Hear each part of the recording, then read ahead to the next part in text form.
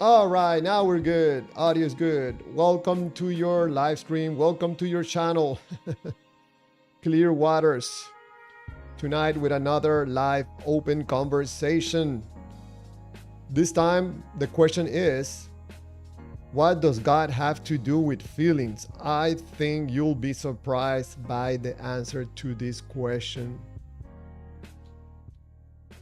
This is another important conversation about us human beings.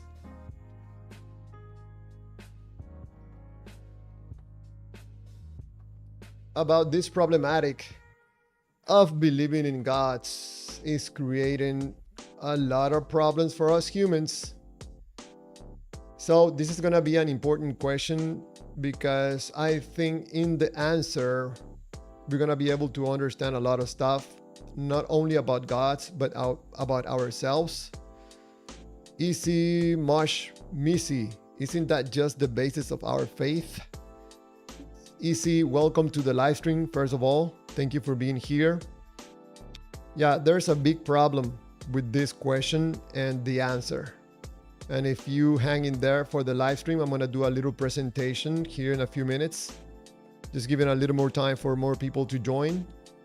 And then after I do this little presentation about what does God have to do with feelings, then I'll be able to have a conversation with you if you want via the chat, or if you want to call in and have a respectful, live, open conversation. In case this is your first time here, my view is that believing in God is a problem for humanity. Any God.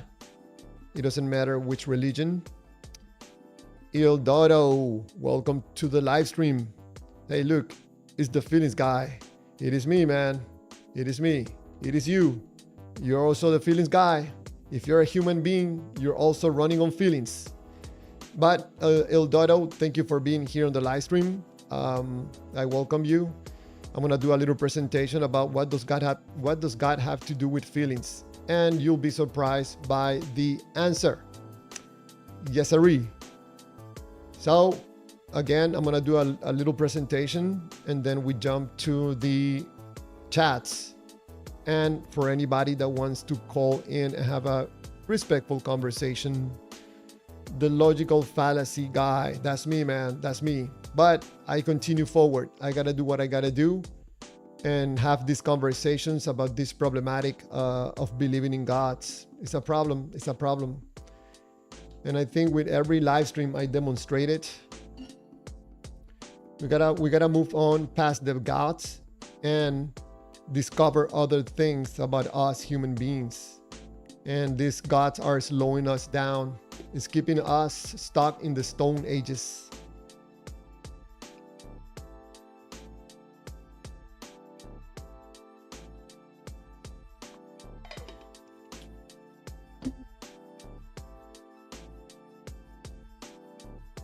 Oh, yes, sirree. Agent Wolf, hello to you. Welcome to the live stream. We're just gonna wait a few more minutes, like 3 more minutes, and then we get on with this, little presentation. And then we jump into the chats and open to receive calls. Agent Wolf writes, I think radical mindset in every ideology and religion is actual problem. Who doesn't want others to exist? I think radical mindset in every ideology and religion is actual problem. Yeah, I somehow agree, Agent Wolf, but I think there's something bigger, more complicated. Radical extremist mindset. I agree with you, but we as human beings have to understand something about ourselves, that if we don't understand it, we get in trouble. We burn ourselves by not comprehending how we operate in these lives as human beings. I gotta do something about this microphone. That thing is, yes. Excuse me. So just waiting a couple of more minutes, and then we get on with this little presentation about what does God have to do with feelings. I get these questions sometimes when I'm doing the live stream, the live streams, people ask me this question. Surprisingly, I don't know why would anybody ask me that question, but I'll be happy to answer the question. And I think more than one person will be surprised by the answer. Yes, sirree. Excuse me. Excuse me.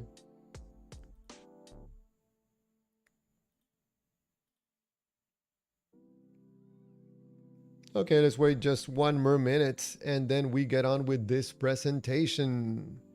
Yesterday, I have a gentleman call in and have, man, at least one time have a good conversation with someone on the Discord call. It was really interesting. The person that called in was a believer. Of course, I'm the opposite, and we as adults were able to have a fruitful, meaning conversation from his point of view about believing in a God and me doubting that there's a God. Something different and refreshing from all different calls that sometimes I get, people trying to insult. But it's all good. It's all good. So I'm live streaming on 2 streams. I'm doing a horizontal and a vertical stream. Just in case for you to know, I know there's someone on the horizontal live stream. There's a vertical one. So I'm trying to get more people to join the horizontal because I can make better presentations on the horizontal live stream. I have more space. And in case you have not been here before, either tomorrow, Thursday, or Friday, I'm going to be doing a live stream talking about a new form of government. I don't know which country you're from, but most likely your country, your government is really, really in depth in corruption. Yes, scams, corruption, problems, abuse of power. And you and me, I don't care if you're a believer or not, we're going to fix this. We're going to fix it. I don't care which country you're on. Jari Kumula, welcome to the live stream. This is the book about which there's no doubt. A guidance for those who are mindful of Allah, who believe. Oh, Jari Kumula, I'll be happy to, read your message aloud. But, preaching, not interested too much. There's nothing of value when you preach. At least let me know your thoughts, your views, I'll be more interested in what you have to say, not what someone else is saying through you. So, okay, I think that's enough time. Let's jump to this presentation for whoever is here. Just in case you see little people on the live stream, a small amount of people. I did for months and months live streams with 0 people, but it doesn't matter. I put this information out there and people get to see it recorded. So let's lower the volume and let's talk about what does God have to do with feelings. Excuse me. So what does God have to do with feelings? It's a good question. Someone that believes in one of these currently available gods do it for an important, very extremely important reason. But probably is not what you are probably thinking. When someone believes in a God, they do it for one reason only. But let's see what this reason solves. 1, emotional comfort during suffering. My Lord and Savior is walking with me. He's giving me guidance, and I'm going to go through this situation of suffering with my God, with me, and with Jesus. Yes. 2, fear of death. Before you were a believer, when you were not a believer in the God of the Bible, for example, you were afraid of what was going to happen to you when you pass to the other side. But now that you believe in a God, you feel reassured that God is going to be waiting for you on the other side. Next, desire for justice. Oh, I get this one a lot from believers. You're going to have to face God.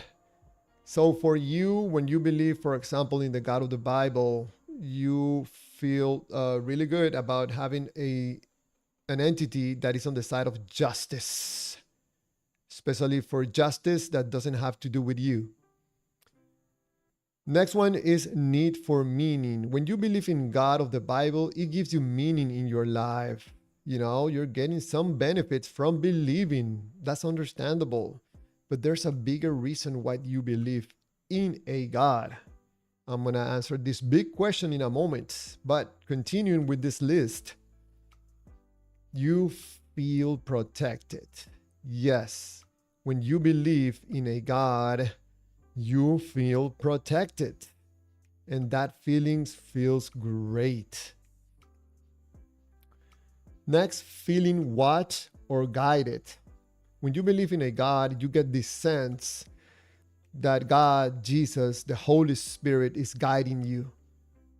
And man, that feels good. You're being guided by the most powerful being in the universe. Who wouldn't feel good about that? So next, there's a sense of community and belonging. You find believers in the same God that you believe. You get this sense of community and belonging. You're only going to get this from believing in a God. Next one, relief from uncertainty. Yes. You don't know what's going to happen. You feel uncertain. But if you believe in a God, like for example, the God of the Bible, you're going to feel and understand certainty about the God, and you know that he's going to be waiting for you with open arms, and he's going to be loving you forever and ever after. Hope for eternal life. You're not going to get with anything that sense, that joyfulness that you know that you're going to get that eternal life and you're going to be forever happy with the God. That's another benefit you get from believing. And next one, fear of punishment. If you believe in the God and you accept God as your Lord and Savior, you don't have to fear punishment anymore. Yes, sirree, those unbelievers, atheists, they're going to be the ones that are going to be punished. But because I believe in my Lord and Savior, I don't have to fear punishment. It's another benefit you get from believing in one of these gods. And finally, I just did this small list because I can make a list of 100 benefits that you get from believing in a God. But I wanted to make it a small list. For last, we have moral reassurance. I get my moral values from God, from the God himself. And of course, when you follow and supposedly follow those morals, man, you're going to feel good and you're going to feel above everybody, and you're going to tell people how to behave, and you're going to educate people because now you are in this big pedestal that no one is able to take you down. But you get your moral reassurance when you believe in one of these gods. I don't know by now if you're noticing a pattern, okay, on each of these items. Take a look and try to see if there's a common denominator. Are you able to figure it out?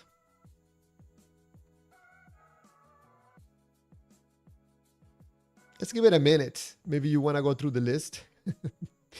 Do you see a common denominator? Do you see some similarities between one and the other? Do you see something that connects between one and the other? You are a smart person. I know it, and you can see it. There's a connection between the 1 and the 2 and the 3 and the 4. You figured it out. What does God have to do with feelings? Yep, you get that right. Everything.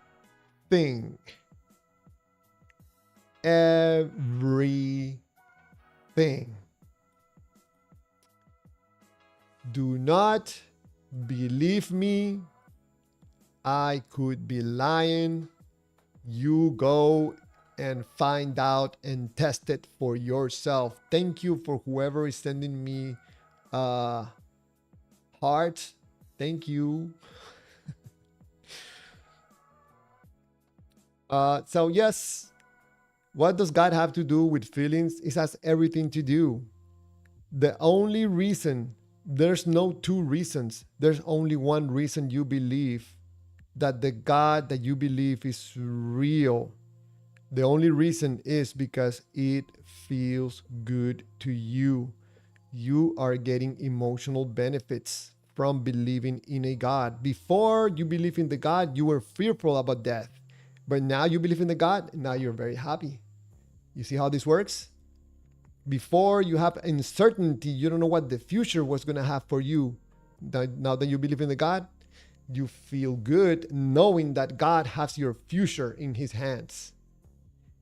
Everything that you think about the God has to do with one thing only: with your feelings. The God feels good, you will believe. The God doesn't feel good, you will not believe. So it's right now you believe in the God of the Bible. I'm going to use my psychic powers. You feel good about the God. But something tells me, let me check my psychic powers. You don't believe good about Allah, right? And you don't believe Allah is real. Or maybe you're a Muslim. Maybe you feel good about Allah, but you don't feel good about the God of the Bible. So you believe in Allah, but don't believe the God of the Bible. Am I right or wrong? This is how it works. And how this process happens, I showed you this graphic before. If you are a human being, you have an operating system, okay, that by default, your BIOS or your BIOS in your humanoid computer is pre-programmed to work like this. You get data in your mind, you get some carrier to bring this data to connect it to your feelings. Once you make that connection, you take action on whatever is that data. If you're getting data from a book like the Bible, you get the feelings through music, to group pressure, whatever.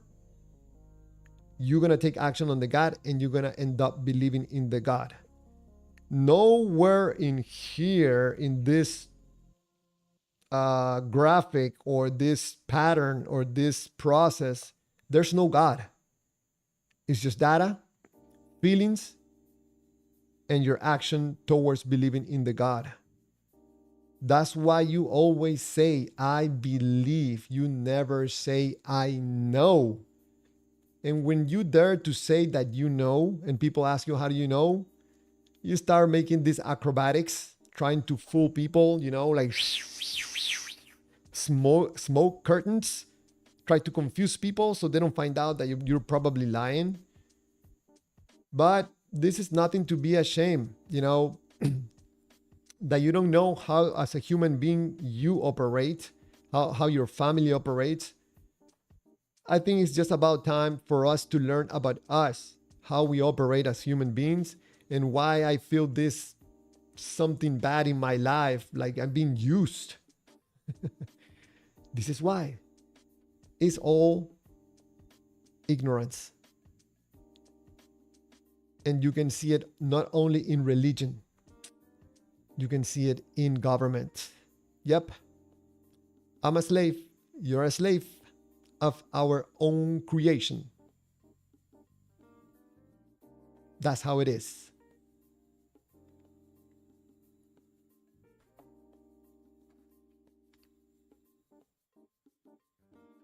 Give me just 1 second.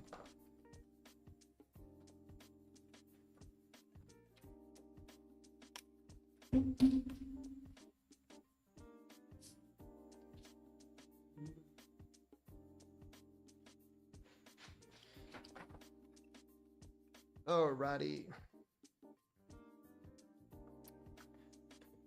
Yep. There's another graphic that I have just in case this one doesn't make it for you.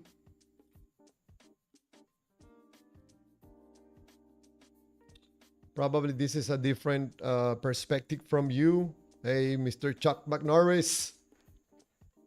For whatever you do in this life, you're going to get information via your senses.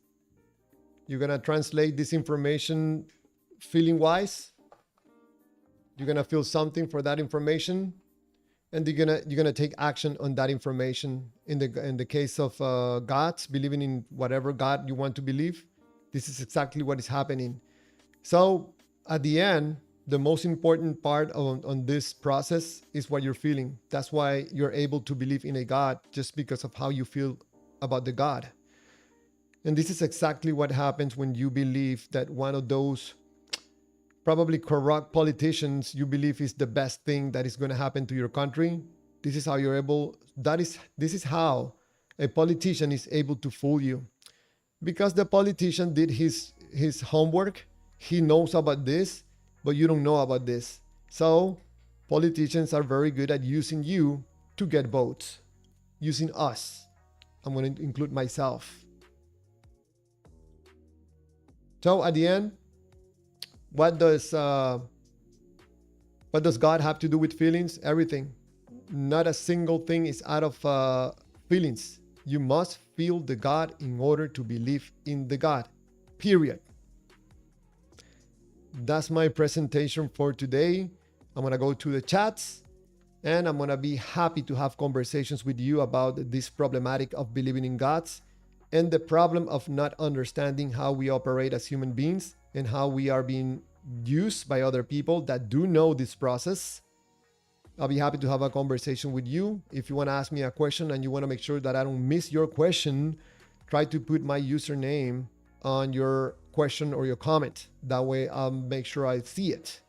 Also, I'm live streaming on both horizontal and vertical. Oh, there's a lot of people on the horizontal. Wow, breaking all records. So let's go to the chats, and for everybody that wants to call in, I'll be happy to have you in a call and have a respectful conversation. Here we go.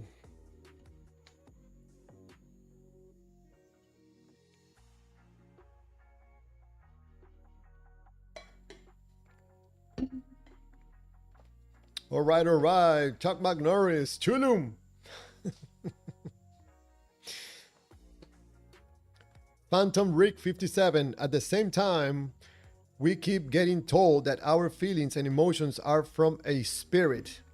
You know, Phantom Rick, you pointed out something very important. There are some similarities between thoughts, the Father, the Holy Spirit, feelings, and the Son, actions.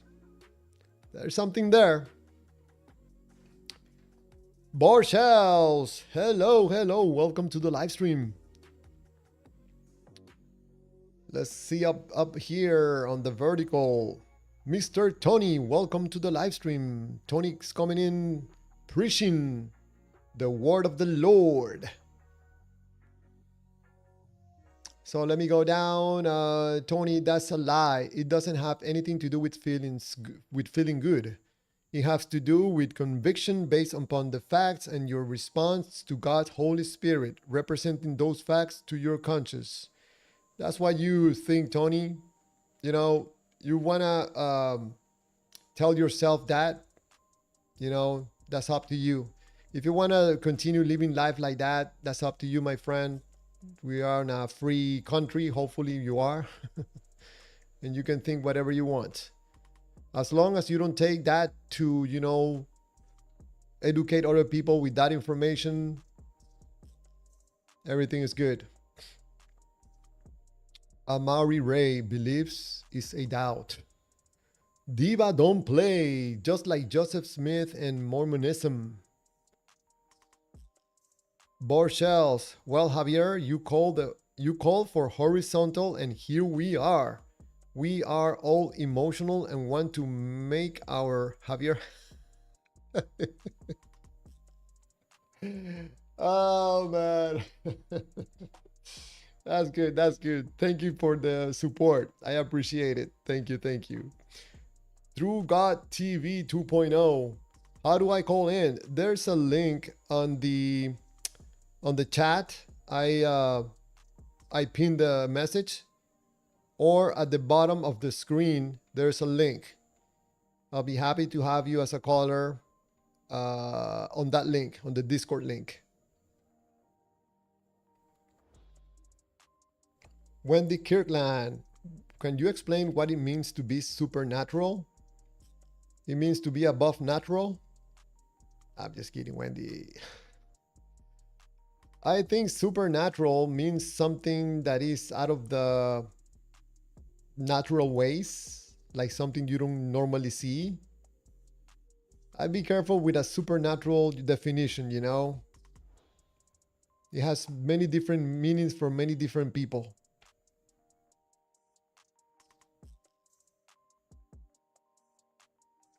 Diva don't play it at Agent. Why you all ban me again? Because you all scared of hearing the truth? Totally understandable. Diva don't play. Tell me who banned you, man. Tell me who banned you. I'll take care of him.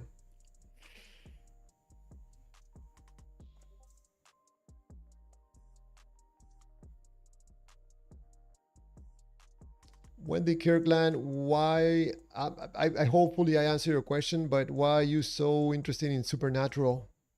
I think there's a lot of things to be interested in here down on earth with other people. Dominic, Diva, were you in a group or something with them? Yeah, apparently.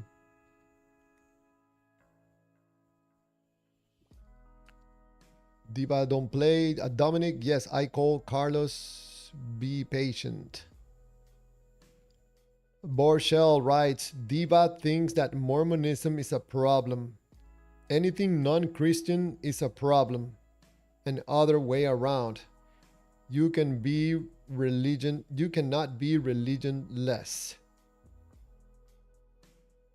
Diva don't play.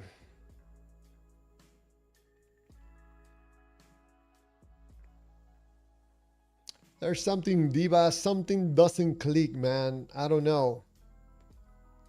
I kind of understand where you're coming from, your conviction and everything, but something doesn't click.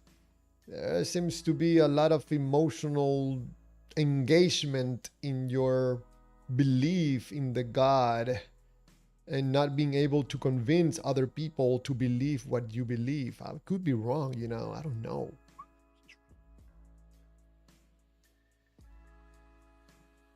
Agent Wolf, Clearwaters. Anthony Flew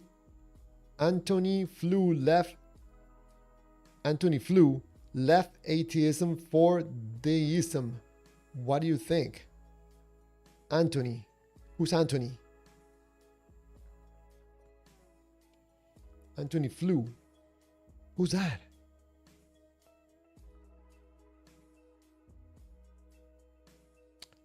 Diva don't play a Dominic. It was a Muslim stream.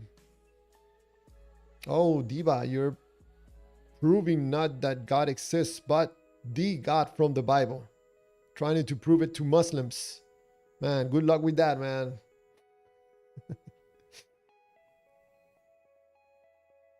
Wendy Kirkland, I love how you use the word free country and don't like free will.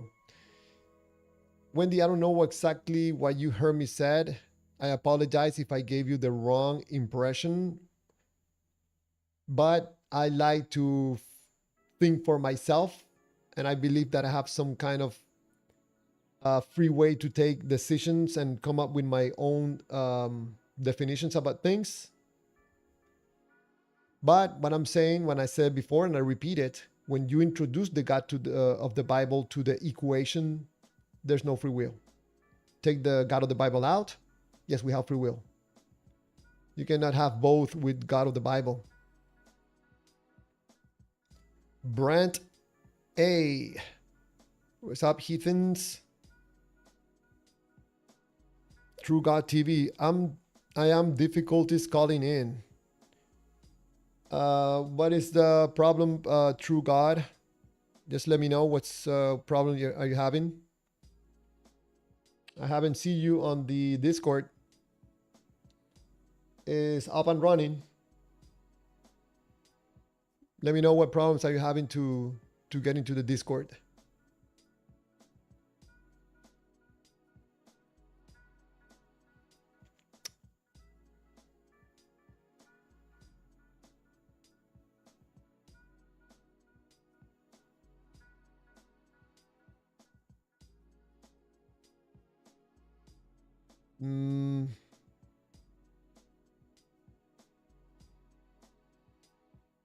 Dominic is asking Agent Wolf, is he a Muslim?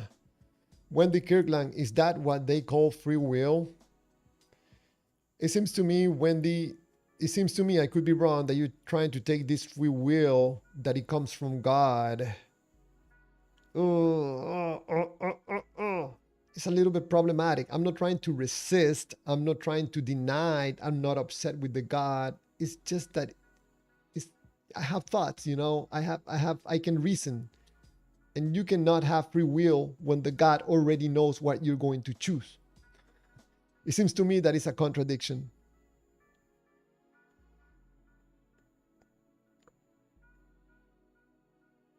So in case you were not here for the presentation, I'll put up the, and just to let you know, this live stream is brought to you by the Feel Good Company, where good feelings are guaranteed. We have the God that you need. I gotta work on my slogans, man. So these are some of the benefits that you get from believing, for example, in the God of the Bible. You know, you feel better about life, about everything. You have a different view in life.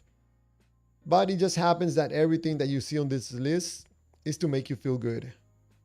So what does God have to do with feelings? Everything.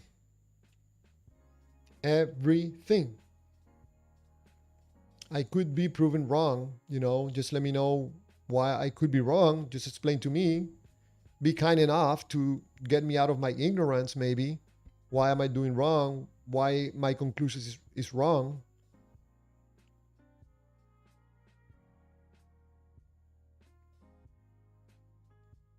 True God TV, yes. You have to be signed into Discord in order to be able to make phone calls. It's free. Just sign in and you'll be able to call in.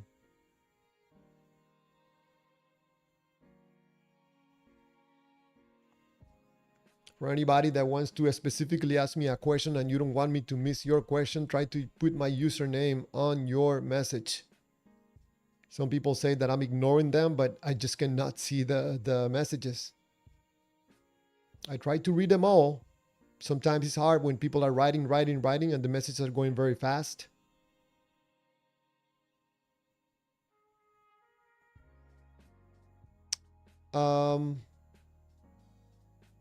Transmutating. Hello and welcome to the live stream. What does it mean to think for yourself if we are bound by material laws? What aspect of matter allows for decision making? Whoa, transmutating. It's a complicated question. To think for myself is to grab information, grab data, and stop for a moment. Don't let it go into your feelings and analyze it. Is this going to be something beneficial for me? This is going to hurt someone? Am I fooling myself with this information? Is it going to be good for me temporarily or for long run? and then probably I let it go to my feelings, and then I take action on that information. That's what it means for me, transmutating.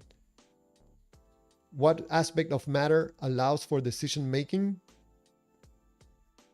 That's a tough one for me. I don't know exactly what you mean by that. What's aspect of matter? All right, we have a caller. Joe Dash, you there? Hi, how are you? Yeah, good, good. Hold on a second, man. Let me get my volume down. Hold on.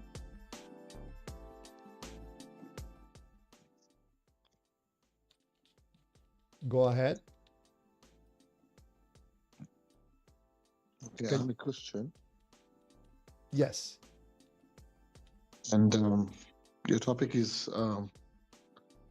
what does God have to do with feelings? What does God have to do with feelings? Correct. Well, it's everything to do with feelings because He's the one who creates feelings. Yes, I agree. That's why I put on the screen everything.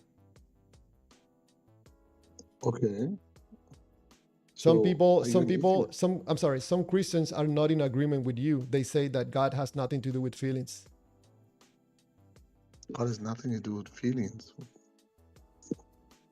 So when we Yes, read the Bible, and we read the scripture that brings comfort to us, are we not reading God's words that bring comfort to our feelings?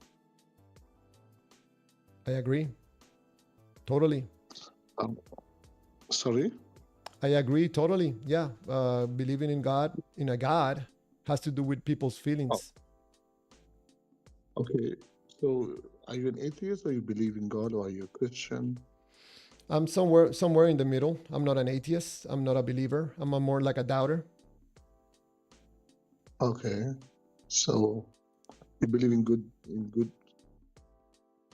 like good morals, good living, being kind. Yeah, I basically think that don't do to others I don't have I don't want done to me or my family. Don't do it to others. Yes, yes, I agree with you on that part. But all that stems from God. All that comes from God. All that comes from God. What do you mean? Like do to others. I mean, Jesus said it. Do to others as you want to be done to you. Okay, yeah, I agree with that part. And I don't take it from God. I don't take it from Jesus. That's something that I understand and figured out. You understand? But unfortunately, like, it comes from God. That's the word of God. I don't think, in my point of view, I don't think really comes from God. If you allow me, I'm gonna explain to you why. No? If I'm okay with hitting people with a hammer in their fingers, because I'm immoral. I don't have morals from God, so I'm immoral. But people see me doing this stuff all the time, and one day some people get tired and they bring their own hammers and they start hammering my Yeah. fingers. And Yes. through this process of pain, I get a valuable lesson that I will never forget in my entire life, to the point that I throw away my hammer. So I Yes. think pain is a way better teacher than any God. Okay. So I agree with you on that.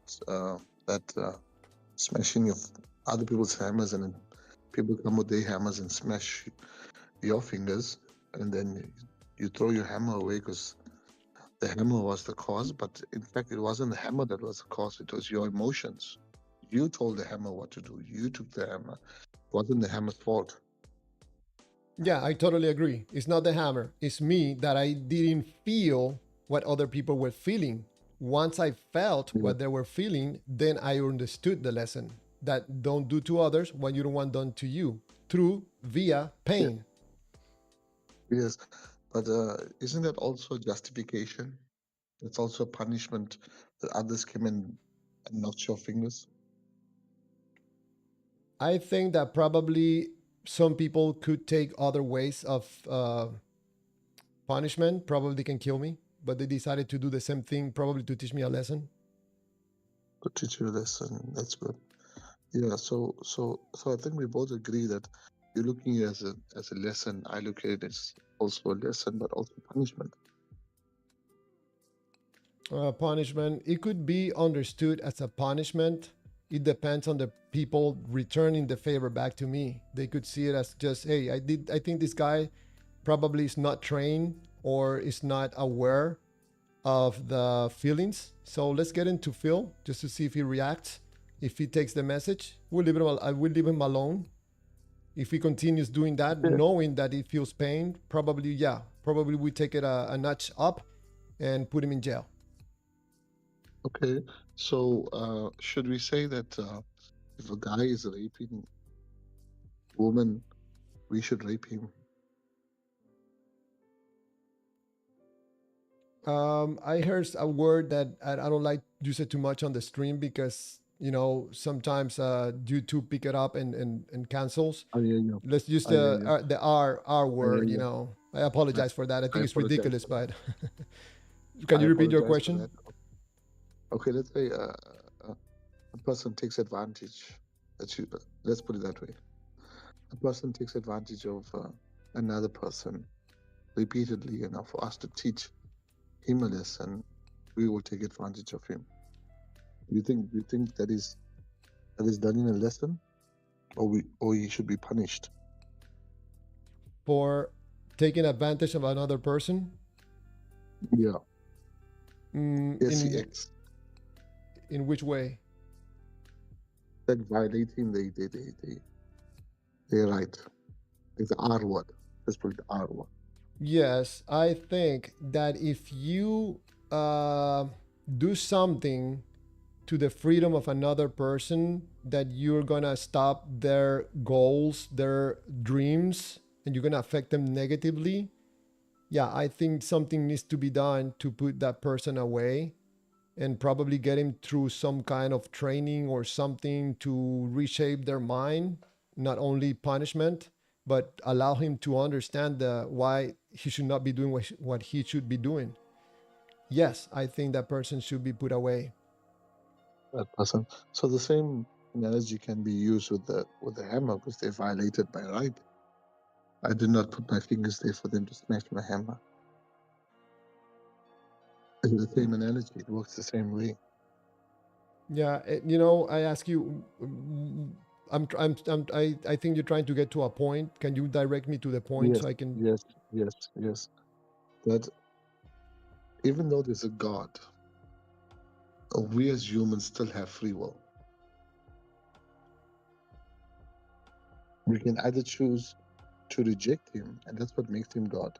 Only a powerful God would make his creation, actually give his creation the ability to reject him. That shows his sovereignty. That shows how powerful he is. That's the point I'm trying to make. Let me ask you something back. Okay, so in life, am I able to grab the ball outside the goal line? Pardon? In life, am I able to touch with my hands the ball while I'm on the field? No. So in life, I am not able to touch the ball in the field. Yeah, because that's a sports game, and that sport has rules and So laws. so I should not There's be. I'm sorry. I'm sorry. I should not be confusing football with life. exactly.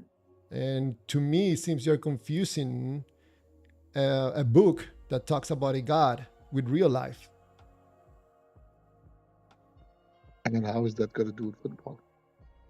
Yeah, I'm giving you an example. I'm using something else that is not real life. You can use it to entertain yourself. But once the game is done, you go to your life.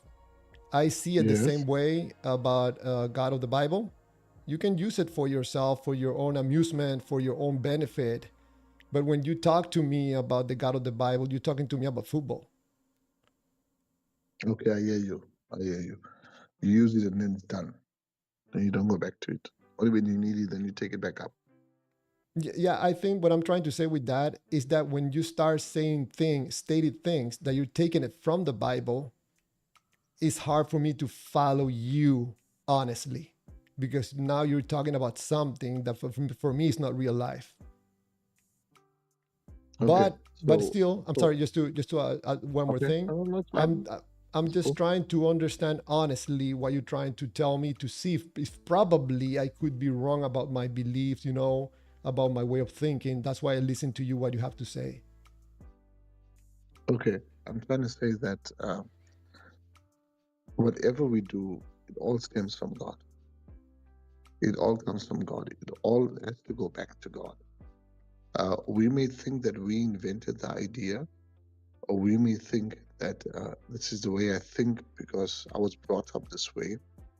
But if you go to the very beginning, it stems from something and passed down.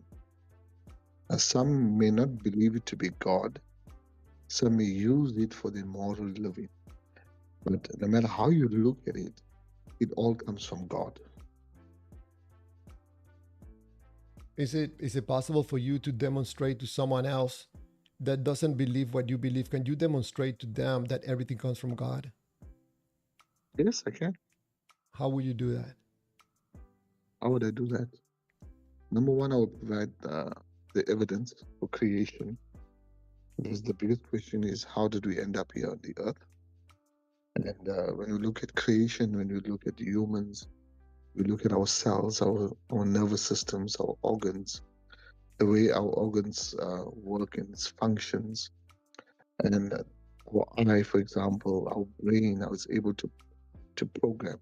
And I look at all this, and I look at animals, and I look at creation, and I look at the stars, and I say, wow, there's probably an intelligent being behind this, but had to program this to be where it is, because I don't think this ever happened.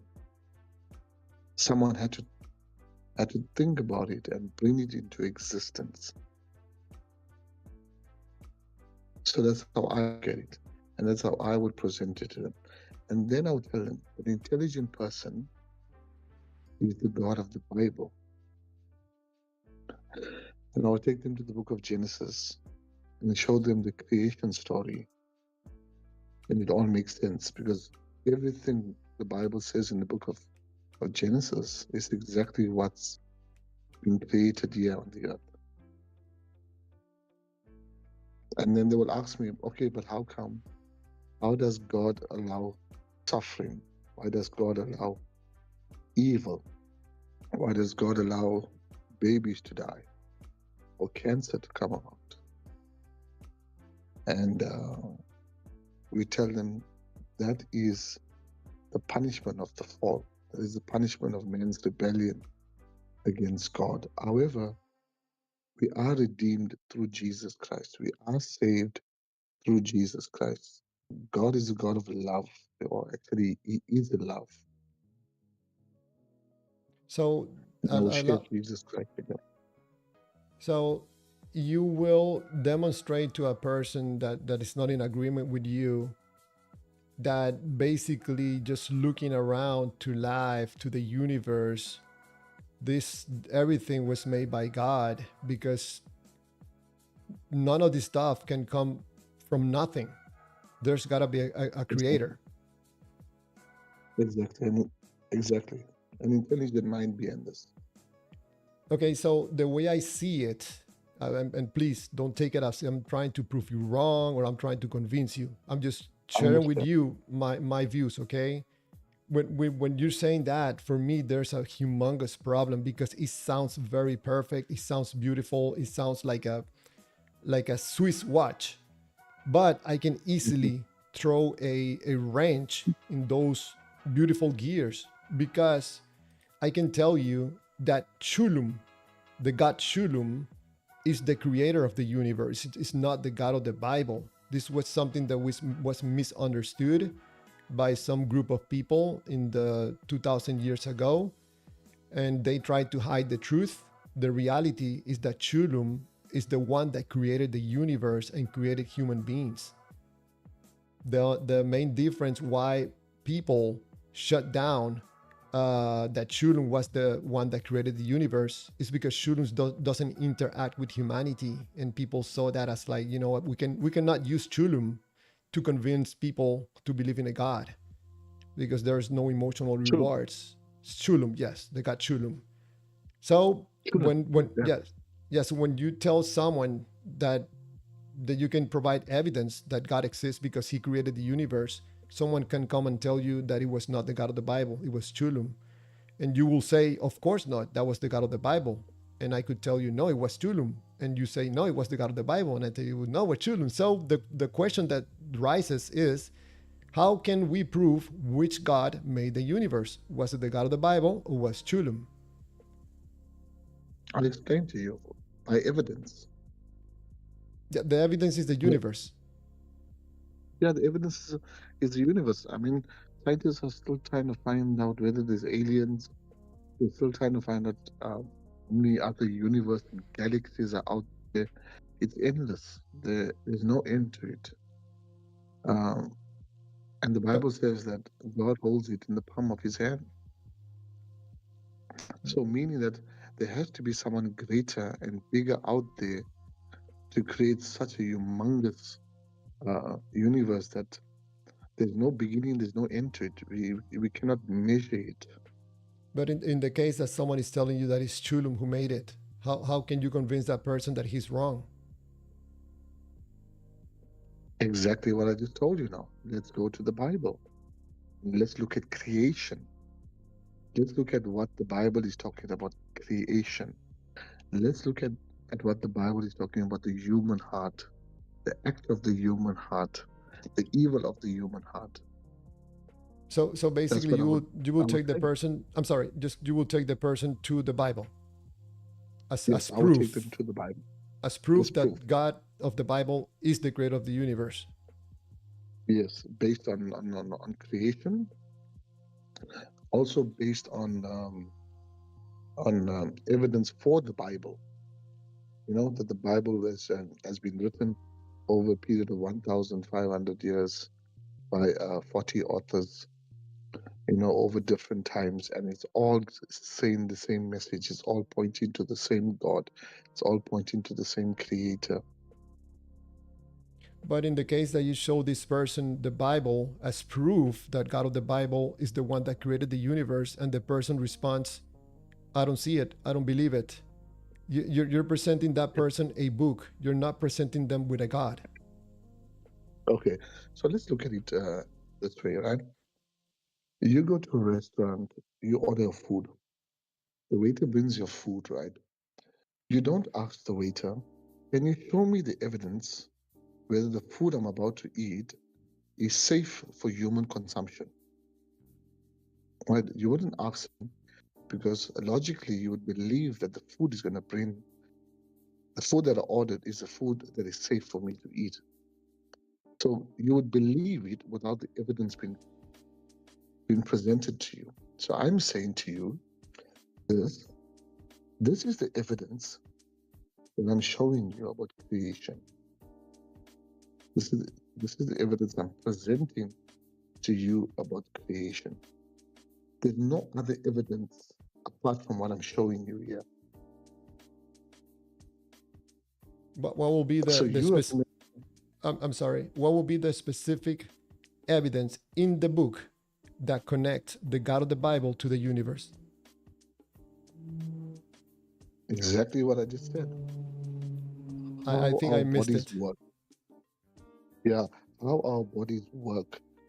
Uh, the cells that's in our bodies, the organs, the nervous system, how we are able to have emotions that we cannot see.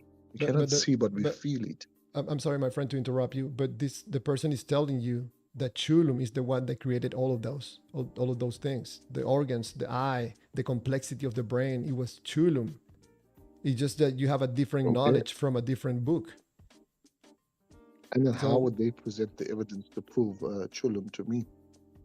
they're not gonna go to a book because having a book is not proof for a God. Starting from there, and having a book doesn't prove a God, neither that God created the universe, because you have no way to Remember, demonstrate it to someone. Go ahead.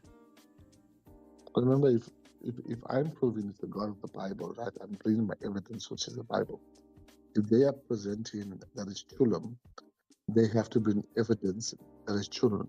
You cannot just say it's chulum and then say, okay, uh, that's it.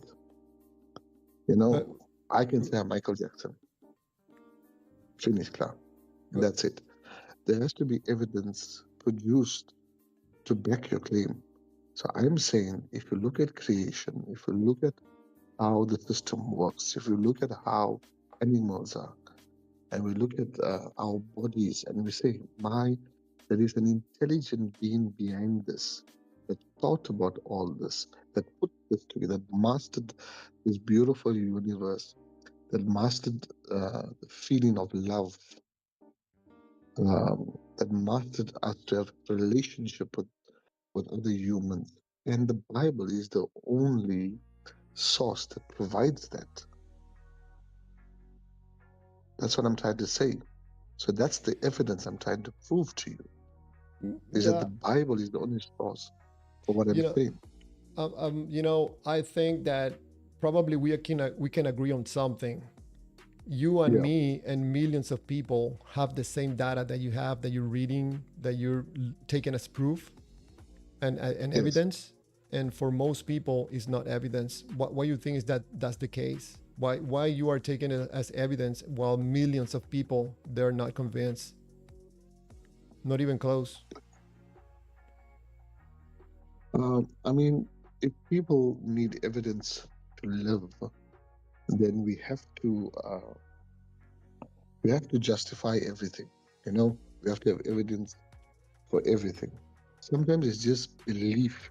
I mean, you go to the pharmacy, you give your script, the pharmacist put the medicine, say, take this once a day, take this twice a day. You trust that the pharmacist is giving you the right medication for you to take and not a different medication. You know, you trust the pharmacist. So there's a level of trust and faith that you have to have as well, which every human being has. That's why I said, whether you're good or bad, whether you kind or what, whether you don't believe in Jesus or not, it all stems back to God because He's the creator of it. So every one of us on this earth has some sort of trust and faith, even though they are not believers, even though they are atheists, whatever, pantheists, Buddhists, Shintoists. That faith and that trust that they have is pointing back to God. It originally comes from God. That's what I'm trying to say. My point of view, even though you tell me all these things, I understand why most people are not convinced that the God of the Bible has anything to do with the universe or creation, because most people are not interested in believing. They want the God. I think people nowadays are growing tired of listening to supposedly secondhand testimonies.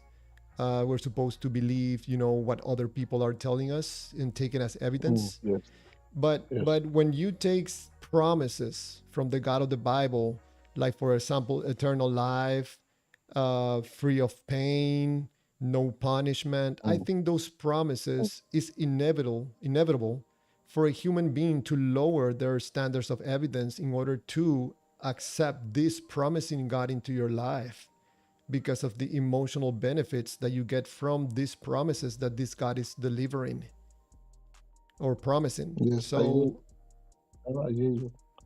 I hear you. But in the world we live in, shouldn't that bring comfort to us? I mean, there's a lot of people that's living with depression. There's a lot of people that's living in that I don't know what my life is. I have no worth. I wish I wasn't alive. But then there's a God that's presenting Himself to you and saying, "Listen, even though you're looking down in your life, I still love you. I still care for you. You know, I still want you to be my child."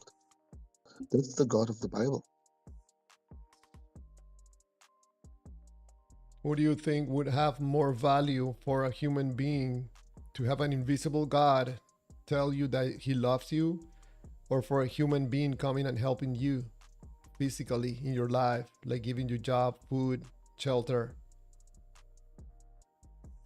I think both is equally the same. Both is equally the same. um, because there are things that are invisible that we cannot see, but yet we can feel. I mean, we cannot see our emotions. We cannot see the wind, you know, but we feel the wind. We we can say which direction the wind is going. So I think both ways we can feel the love from a God, and we can also feel the love from a human. Because, like I said before, the the love from a human is stemming from God. So by you feeling it through a human, is feeling God's love through a human being.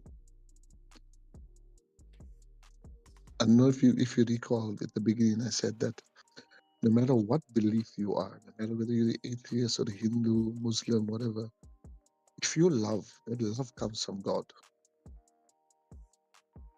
Everything comes from God. So whatever you do it according to God, but you just not believing in Him.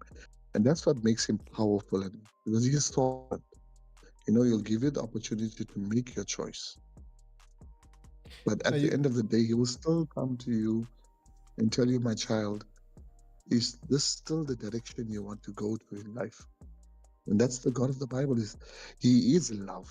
There's a difference between loving and He is love. So whenever we love, it's God. Because he is love. There's a big difference. Are you aware that most people don't believe what you're saying and not aware of any I know, God's love? 100%. Like for example, in my case, I was a believer for I don't know how many years. I estimate like 15 years, 20 years, something like that. And I always felt God's love. But then Yeah, when I no longer believe, I came to the conclusion that those feelings was my imagination, myself. Just like when you watch a scary movie and you turn off the TV and you go to bed, you start feeling yeah, fear. When there's no one in the yeah, closet, yeah, there's no one inside the house, I start feeling these yeah, feelings. I was able yeah. to duplicate God's love with my imagination, thinking that He was right behind me, hugging me, and kissing me. But when I no longer was a believer, I was still able to produce these feelings with my imagination. So I think that's probably why most people don't believe or agree with what you're saying. And I think that's, in my point of view, it is a problem because everything that you're describing points to a feelings only. Feeling good about God's love, feeling good about God's protection. But I think that God has nothing to do with feelings. Nothing. Okay, so I hear you what you're saying, and I go back to my original point is that even if you don't believe in the God, if you feeling love, if you feeling happiness, if you feeling joy, all that stems from God. Even though you don't believe in Him, it's still His. He's the one who created that. How can you convince someone of that when you cannot prove or demonstrate that? Someone could think that you're making that up. Okay, so the Bible tells me that I should take care of the orphans and the widows. That's what the Bible tells me. I believe the Bible to be the Word of God, inspired Word of God. So I go out and I help poor and I take care of the widows. Am I not obeying what God told me to do, or am I doing it because of my own feeling?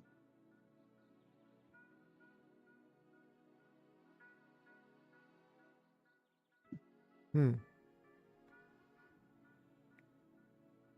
So what exactly are you saying by that?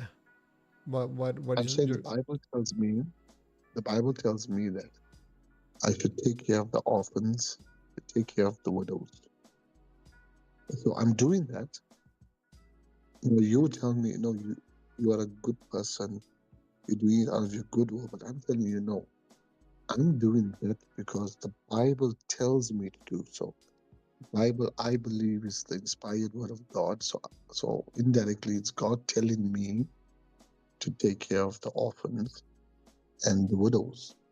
But you're gonna tell me, no, you're doing it because you're a good person. But yet I'm telling you, I'm obeying what the scriptures are saying. So am I wrong in that belief? What happens if you Am don't I, do am I just what God is telling you through the Bible? What do you think would happen to you? what has happened to me if I don't do what the Bible tells me to do? Yes. So you gotta understand that certain things that we do, there's laws attached to it, right? For example, if I have to stand on the Eiffel Tower and look down and say, I'm gonna jump and I want Jesus to catch me, we will have a funeral the next day. Because why? The laws of gravity will not change because I'm a Christian. The laws of gravity is designed by God to work for everyone on the earth, not for Christians. So what I'm trying to say is that each law in the Bible is designed for a certain thing. For example, there are people that's living on this earth that don't believe in Christianity, don't believe in the Bible, but indirectly they are applying the laws of the Bible. Where did we know to be good? Where do we know to give charity? The Bible says so. So it's a law that's been activated. That's why I pointed out earlier and I said everything we do, it all points back to God. No matter how much we try to run away from Him, no matter how much we try to hide, everything we do, whether it's good, whether it's helping your neighbor, it's all pointing back to Him. So So, we what would can't run happen? away from God. I'm sorry. What would happen? Like I repeat my question because I couldn't hear the answer. What would happen if you don't follow those laws? What do you think is going to happen to you? Okay. So there's no specific punishment if you don't help poor or if you don't give to the widows. There's no punishment. But for sin, like murder, the R word, um, blasphemy, idolatry, drunkenness. I'm not sure if I can use this word, but M. It's a HOMO. I'll do the short form of it. Mm-hmm. Uh, those kinds of sin, the Bible calls that sin. So that is punishable. That is punishable. But the Bible doesn't tell us if you don't give to the poor, you're going to go to hell. It doesn't say that. So it'd be wrong if I stand as a Christian and say, brother, you're not giving to the poor, you're going to hell. That's not what the Bible says. The Bible gives us a specific record that um, murderers, drunkards, um, rapists will not inherit the kingdom. Adulterers, they will Mm-hmm. not inherit the kingdom of heaven. Mm-hmm. So it So gives us specific things that disqualify us for heaven.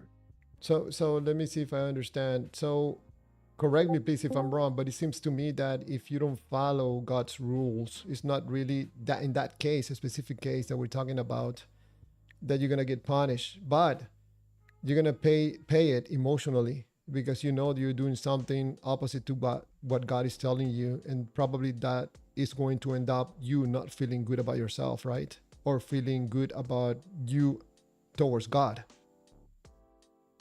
Yeah, I'm Um, sure if God told me that I need to help an orphan and I see a child on the street with no food and I walk past knowingly that I was supposed to help the child, yes, it'll eat me up as a Christian.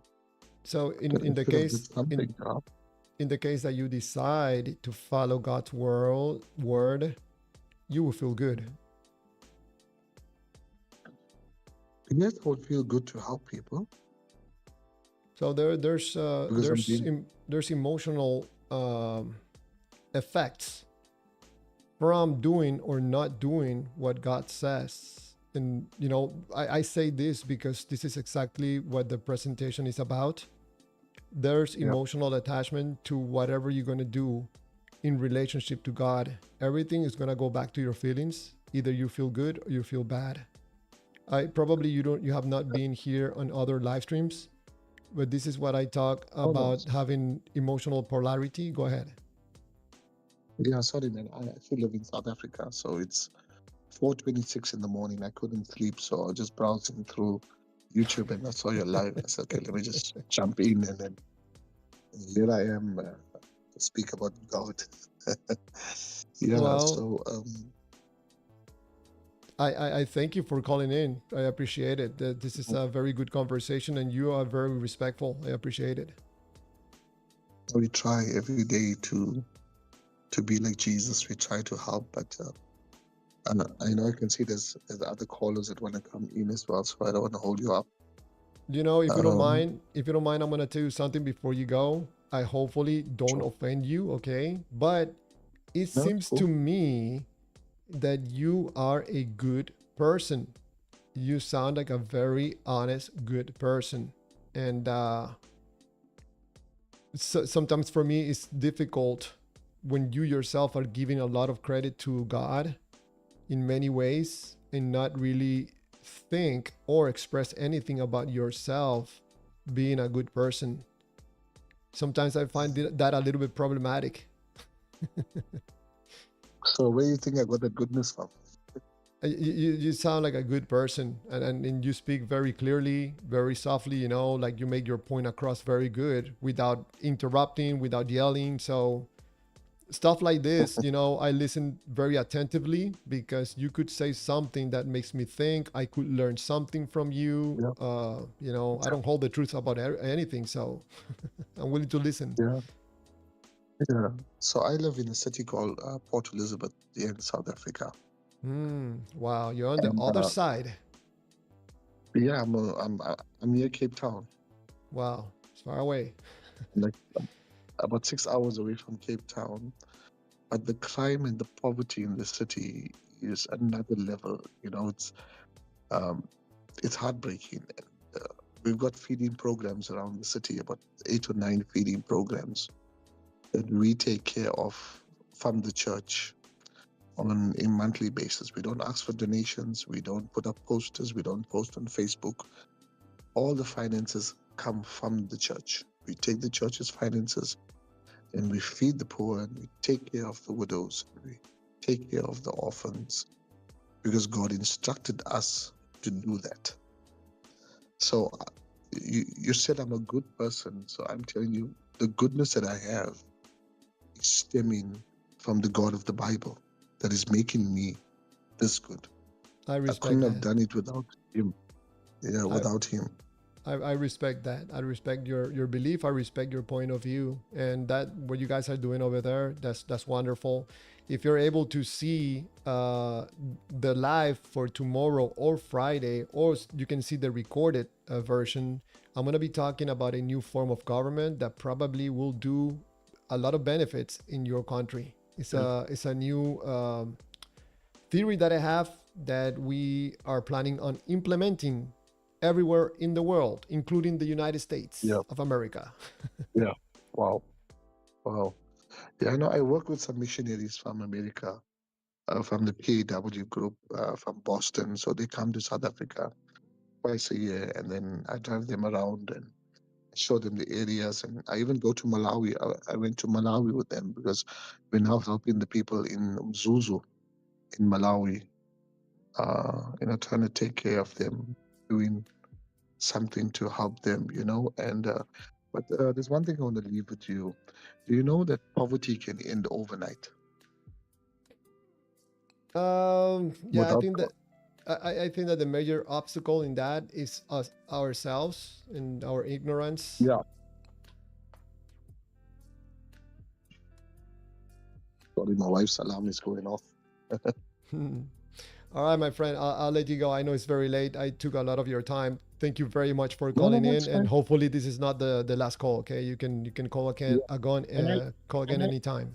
if I just have a minute before I leave, and I promise I'll leave and I will subscribe to your channel because I can hear in your voice too. You are a good person. You've got a good heart. You have your humility, manners, and humbleness, and I respect that Appreciate it. as well. But COVID showed us that the world can be run as one, and I believe that if we have one distribution center and governments get involved, poverty can be ended in one day. We'll end poverty in one day. So it all leads us back to why isn't this happening? And it all leads back to the evilness of man, the wickedness of man. So we can turn on and say, but how come God doesn't teach wickedness? Where is this wickedness coming from? It's your own will to do wickedness. It's not God who teaches you to be wicked. It's your own will. You choose it not to do it. You choose it not to make a difference on this earth, knowingly that you have the capabilities of helping someone. So I want to leave that with you and my brother. May God bless you. May God bless your channel, and continue helping people. I know there's people out there that don't want to believe in Jesus and don't want to believe in the God of the Bible. That's no problem. But no matter what, He still loves you. He still cares for you. You are still His child. And God doesn't send people to hell. I want you to know that. God just don't say, people, you're going to hell, you're going to hell, you're going to hell. We don't know what happens at the last second of a person's life. We don't know. There's only, we can speak from a Bible point of view. But when somebody is dying at the last second, we don't know whether God presents Himself to them. You know, Mm-hmm. there's just certain things that we just don't know, Mm-hmm. and just leave it to God. Yeah. Okay. So take care and enjoy your chat. All right. Thank you very much. Thank you very much for your call. God bless Have a great day, man. you as well. Alrighty, alrighty. Thank you for the caller. That was a really, really interesting call. A very respectful person. We totally disagree on everything, and we're still able to have a valuable conversation, respectful conversation. That's why I cannot say that all Christians behave the same way. No, this person just proved to me that they're not all the same. There are Christians, believe it or not, that are respectful. I'm just joking. Do we have another caller? David, you there? Hey, what's up, man? Hello, Probably how you not gonna doing? be here for a while. I mean, for long, because I'm a little tired. Okay. You want to ask a question? You want to say something? Uh, well, to be honest, I clicked. I saw your live stream on YouTube. And I saw the topic and some things that you had on screen, and I didn't even know what that meant. I mean, maybe I came in late, obviously. But What I just part want to is know what you want to clarify? just the thing about the feelings. I can't see it on my screen right now because I'm on Discord on my phone. But Oh, no worries what was about it. that? The title of it? Why does God? What does God have to do with feelings? Yeah. Yeah, the message. I'm I sorry, don't know. Yeah. just to let you know, the message, the answer to that question, in my point of view, is everything. Everything with God has to do with feelings, nothing else. Yeah. That's. I sort of get what you're saying. I do study the Bible. Um. So I don't think I'm smart at all. So I No, need no, to no worries. Me study. neither. So don't feel bad. Well, the reason why I'm saying that though is the Bible, even if it's wrong, clearly gives a lot of procedures. It tells you what stuff is here and there. It tells you lots of things of how things are, how they work. And from my studies in the Bible, the word feelings, like how people use it today, doesn't really exist. And the closest thing to it isn't how anybody uses it. So when I hear the phrase like how you use it, I know what you're saying, like people feelings, emotions. When you actually stop and think about what you're saying, you realize why it's not actually mentioned in the Bible because it's just nonsensical. You say like I feel like we should do this. Well, what are you feeling? Let me feel it. Right? The point being is like, well, you're really kind of just reasoning. There's something happening within you, from at least from my understanding. Whether you can understand all of it or not, that's obviously a topic itself. But your reasoning of what information and knowledge is in you, and it's coming out in certain ways. I'm just saying it's not used like that ever. And when people say it, doesn't even make any sense. It does talk about that you can feel for God, you can feel for Him, and He's actually close by, very close. But from my studies, that's just dealing with reasoning. You know, you're reasoning and trying to look for Him. You can find it that way. It's not like you're actually grabbing something physical or anything, of course. Um, it does Um, talk about in the Proverbs that you yourself, all the issues of life come from your own heart, and how you program yourself, how you write instruction law, how you form your will yourself determines emotional reactions, which people might call feelings, but that's just yourself. That's you calculating how you should seek after and try to accomplish. You program that yourself, and whether you get that or not hmm, gives you the emotional reactions. hmm, So very simple is, um, you know, I don't really watch any sports or anything, but you have a stadium full of people, and there's two teams, let's say, and one of the team loses and one of the team wins. The emotional reaction with the fans is just due to prescribing of a will. So the people that wanted a certain team to win, they win. They have a happy, cheerful, glorious reaction, and then the other team obviously gets sad.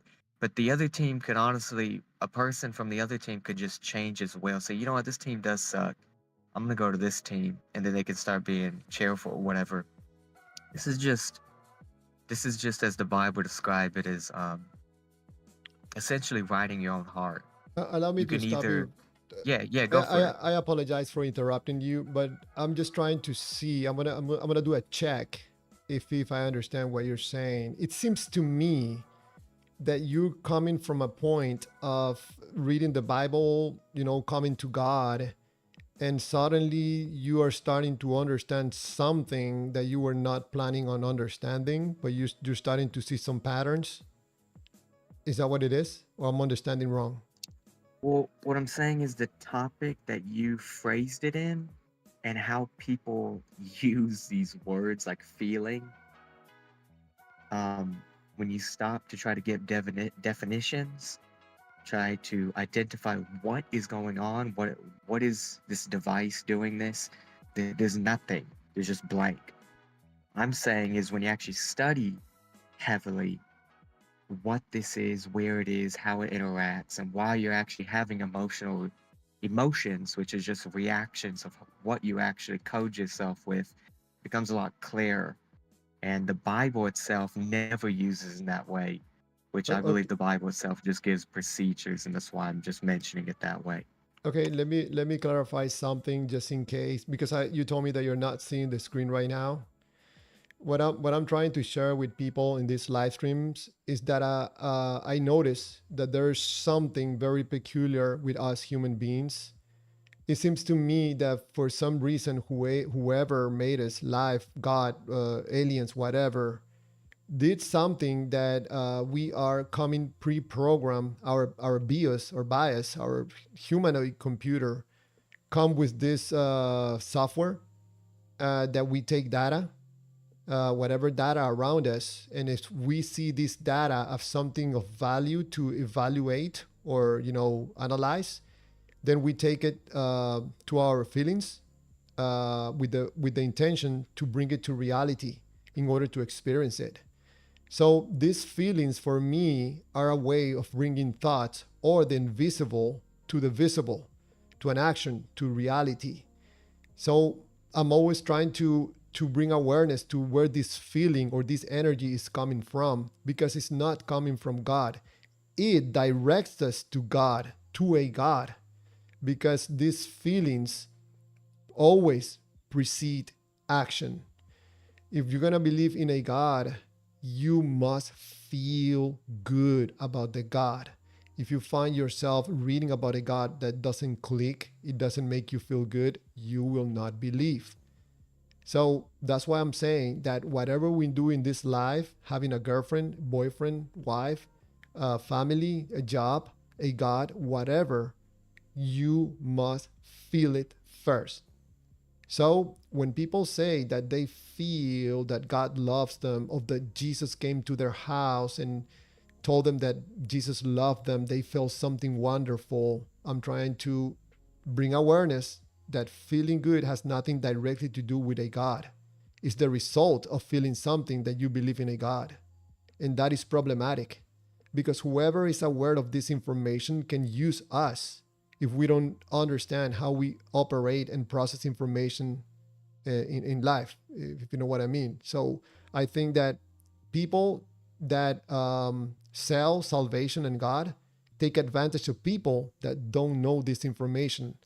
Politicians, corrupt politicians, apparently know about this and use people to get themselves into power, even though everybody knows that they're corrupt, you know. But Yeah, go no, ahead. I'm starting to get what you're saying. I would just say that um, it for people to say they feel stuff, I don't care. Like, it's just gibberish from all of my understanding. You know, like you used the example. Somebody says, "I feel that let's say, for example, the Holy Spirit told me this, or the Holy Spirit led me." If you cannot, oh, there's a lot to be said, but if you cannot explain what you mean by that, just gibberish. Um, I do So, believe I'm, procedures I'm can sorry. be So, explained. are you a Yeah, believer? you can go. Yeah, yeah, no, I believe in the Bible, good old King James Bible. What I'm saying though is, if anybody can say anything, that doesn't really help though. If you want, as you're mentioning, you know, if you feel happiness and joy, and what you say, why am I feeling this? Well, from all of my research, normally when people feel happiness and joy, it's because their will is being fulfilled in some way, or they even think that their will is being fulfilled in some way. That's why they're experiencing joy. And you can't get around it. And your will, of course, is dealing with a law inside you that you coded yourself with. Now, obviously, the Bible mentions that there's the will of God. So if you happen to be aligned with the will of God, I believe my understanding is the God of the Bible is will, and he can come in you and you could code yourself with the person of Jehovah, Jesus Christ.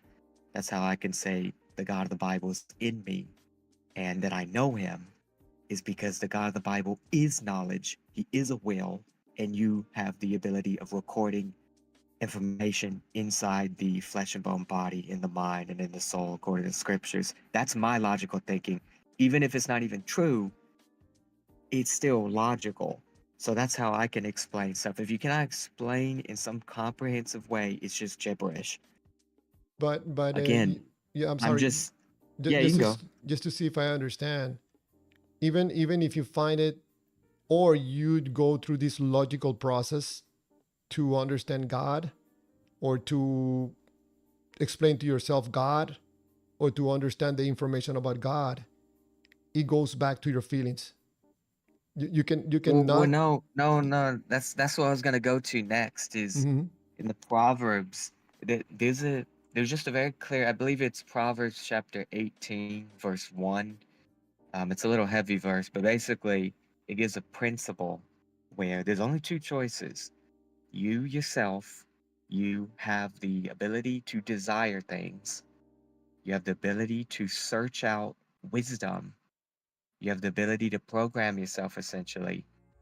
And you have two choices. You can either look outside of yourself, you can look outside of yourself for wisdom, to take in and obey, or you can look inside yourself and just look at your own heart and what you want to do. And there's a big difference. I mean, you can know that you're not infallible and that you're not the creator. You didn't design, you didn't make you know certain things, and there's tons of things you don't know that you're dependent on your sensory to take in information for comprehension. And to say that you are going to block everything else off, especially if it leads to discomfort in the flesh and bone, just to basically worship yourself and find comfort, find desire. That's not searching for God, which is what, from what I've seen, what everybody does. Everybody just does for their own benefit, for their own comfort, for their own worship, the things that are seen from men. I very rarely see anybody even try to attempt to look for wisdom outside of themselves. There's a very big difference. Now, I live in America, and obviously our time has come. We became real fat, rich, and a lot of people have many cars. A lot of people have very comfort and money. What I'm trying to say though is that, as that African brother was speaking earlier, how people can help each other out, they can give, they can teach. Nobody does that here, and I do believe the Western countries are coming to an end for those same purposes. And I'm just saying that if you want to go around and say, well, everybody's claiming they know God, they've seen God, they feel about God, just gibberish.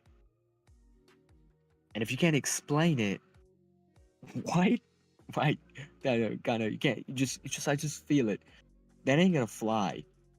I'm not saying you have to explain everything to maybe know God or certain things. You're If just you not gonna be persuadeful, and if you you al- probably shouldn't be talking. Yeah, you can go.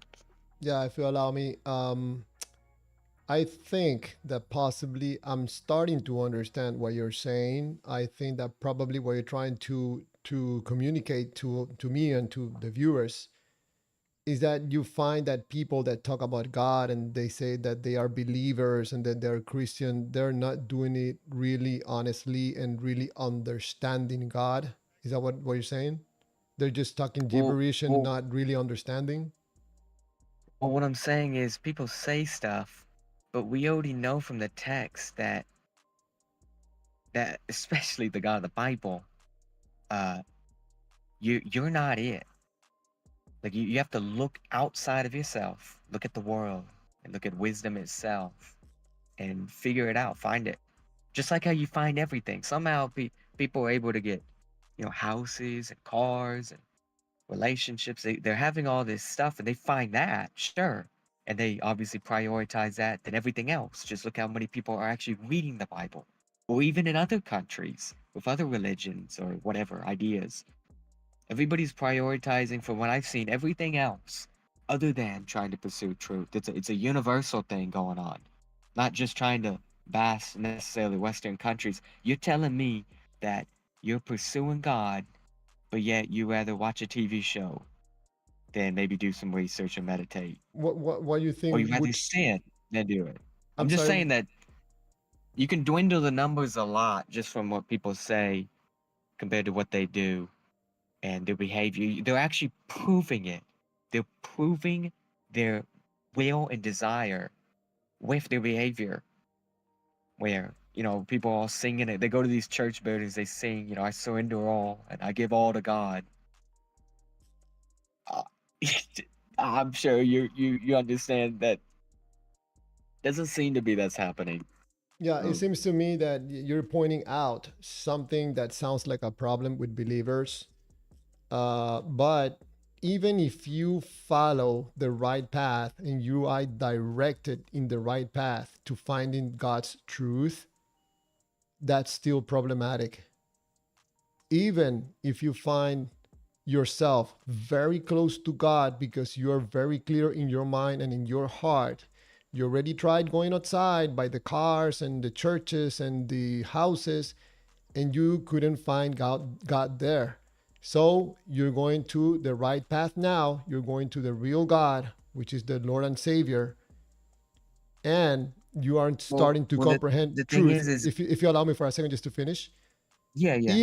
even if you finally find yourself in the right path, that is problematic because whatever Wait, you're say that one more time. Sorry, say that one more it time. seems to me that you're pointing out that people supposedly are going after God's truth, and they're doing that through the wrong path. Okay, this is what I'm getting from what you're telling me. So people are not Well, yeah, aware no, you're right. that I there's a agree because there God is if not a house. yes. So if God you is allow not a me, car. God is not a wife or a husband. He's not money. He's not gain in this world. but You're even if a just a person, fool if you think yes, that. even if That's all I'm saying. yes, but even if you finally did all those things and you find your errors, like I try to find God in these things. I follow the what's it called, the prosperity gospel. And now I know my mistake, and now I'm going to the right path, and I'm going to go with God and go the right path. Even if you do that, you cannot get away from a problem, which is your feelings, Yeah. because the moment you find the right path, the only way for you to know that is through your feelings. No, it's not. No, see, feelings are, again, unless you want to try to define it better, I'm going to give a definition and you can Mm-hmm. tell me if I'm wrong. Mm-hmm. But feelings are dealing with emotions, and No. emotions are reactions to what you programmed yourself with. Mm-hmm. I could be persecuted and about to get shot or crucified or whatever, but be happy. And you say, Mm-hmm. well, how could I that be? agree. Yes. You Yes. could think, and the whole book could even be wrong. I could be a literally just crazed maniac about to get crucified and happy. Yes. What I'm trying to tell you is feelings do not. And if you yourself just say, well, I'm gonna follow what I want, my desire, and what I feel, well, then you're just God. No, no, no. Like But wait a second. that's Wait a the whole second. Wait a point second. of it. Then You say you're not actually seeking God. You're seeking your own feelings. That's not at all no. in any way. You say some. And that's it's a principle problem. It's a Yeah, question, my friend. It's a question. You said feelings do not, and then you said something else. Were you going to say something? Feelings do not what? You said feelings do I not. don't know exactly. I don't remember what I said there, but I would say that um Can you repeat as that far as sentence that you said one more time? That feelings do not do what?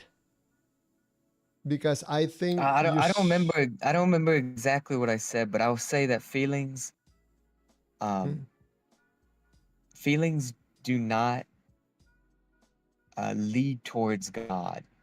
Your feelings about emotional reaction to what you already prescribed will is not what it is.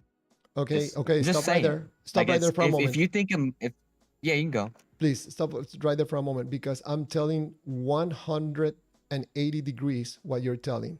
I'm telling you that the only way you're going to take action towards God is via your feelings. There's no other way. You cannot go towards God, take actions towards God, any God, if your feelings are not involved. No, I look. I'll describe it a different way because now we can Mm-hmm. actually start dealing with devices. Mm-hmm. So what I'll say in a very simple way is instead of saying feelings and emotions and stuff like that, that's actually just surface level stuff. We could talk about the very devices. What you're talking about is, uh, according to the Bible at least, which I'm sure you agree to some of the terms, is there's apparently a device within you that can that could hold a will, law basically. And then the Bible, law is word with power. So obviously people hear about the will of God, maybe the will of the Bible, but they don't treat it as a power. They can know about it, but yet they don't know it in the heart because they don't treat it as a power. If you take the will of God in you and put it in your heart as a power, you're making it your God. as a power for applicational purposes, you can make him your God and you know God because it's a certain device in you, I believe dealing with the soul, where you yourself, with your free will is basically a device where you can choose. Free will is not a substance, it's a device, from my understanding. What you take in, what instruction you take in you, determines the substance, whether you're of God, you do the will of God, or whether you're of the devil, you do the will of the devil.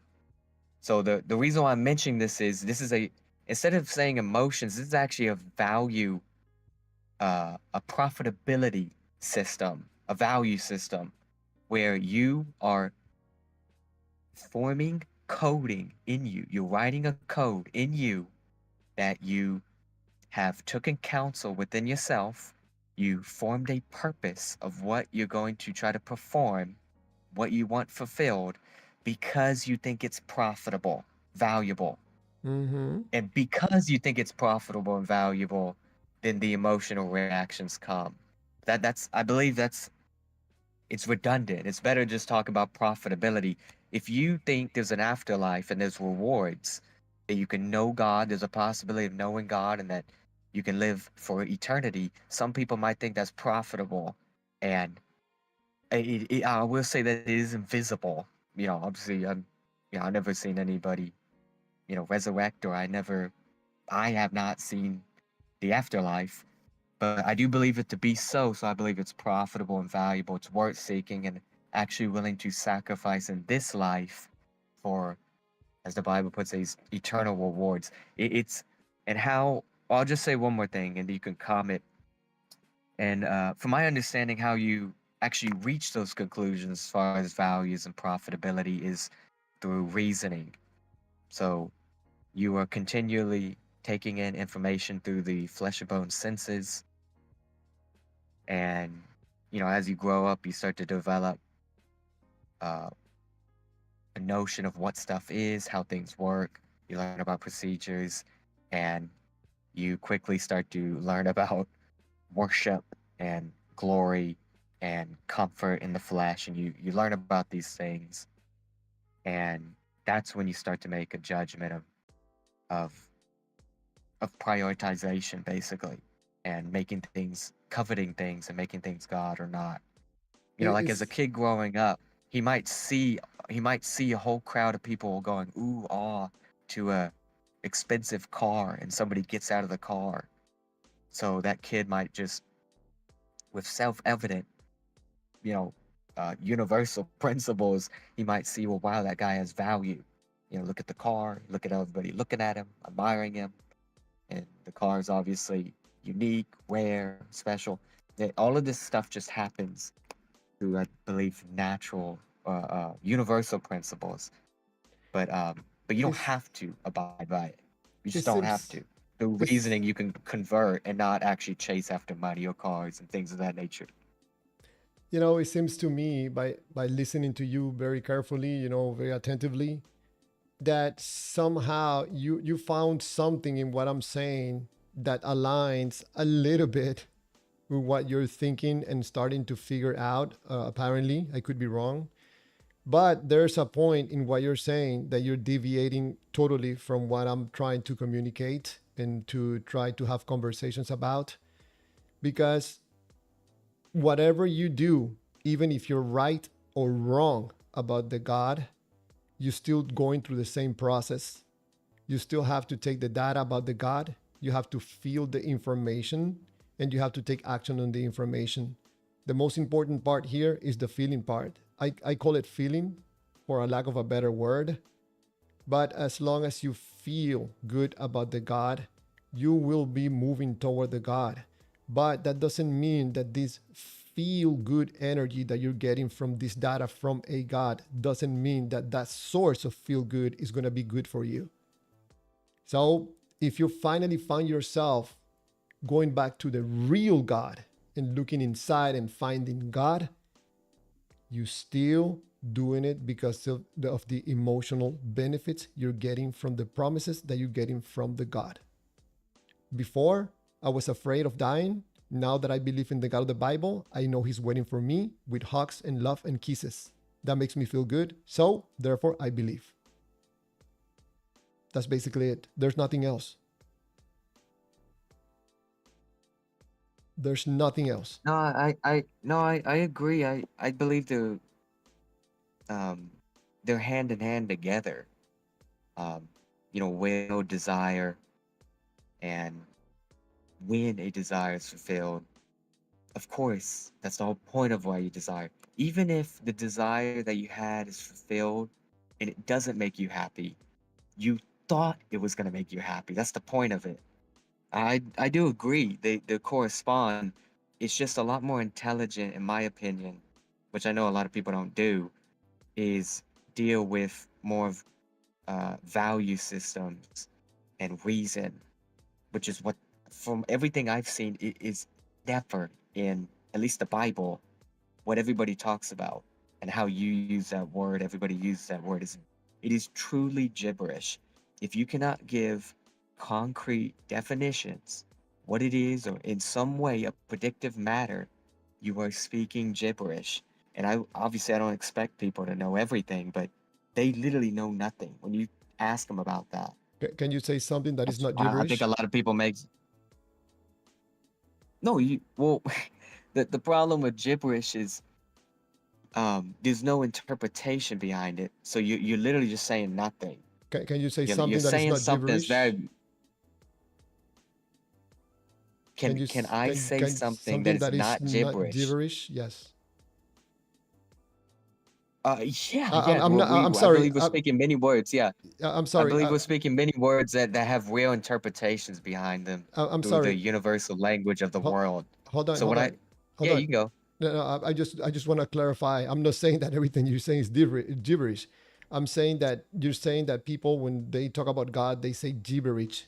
I'm asking you, if can you say something about God that is not gibberish, just to see a comparison about why you're saying that it's not, should not be gibberish. Can you say something that makes sense and is not gibberish about God? Yeah. No, I can actually say a lot, I believe. One And thing. we don't have to use gibberish anymore. Gibberish, I do believe, is dealing with confusion. Okay. Confusion is where you're saying something and you don't even have an interpretation with it. So I mentioned before uh, that just know that the God of the Bible, he tells a lot about he is and how these things work. Obviously, he mentions that he's love, light, law, I believe, that he's good. Uh, the point being is, I do believe God is a person, and he heavily explains what a person is through the book.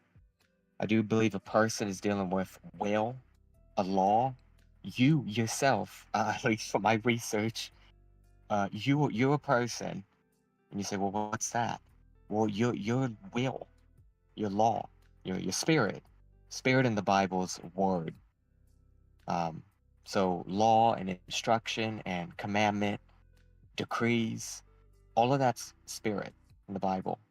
And I can't put law in a test tube, but it certainly seems to be that there is some real ramifications about it. Your coding in you is your life, so that you can think of it in 4 steps. So I have a flesh and bone body, and my body is me according to the text. If somebody goes and hits me with a hammer, I feel pain because I do believe my body is me. It's interesting in the text, you can actually say words and hit people with words.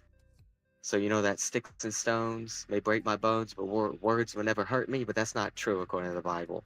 You could actually destroy somebody with words and reasoning. Somebody could be healthy as a horse. They could just be 100% healthy, but yet still commit suicide because they believe the will is not being fulfilled. Because your will is you.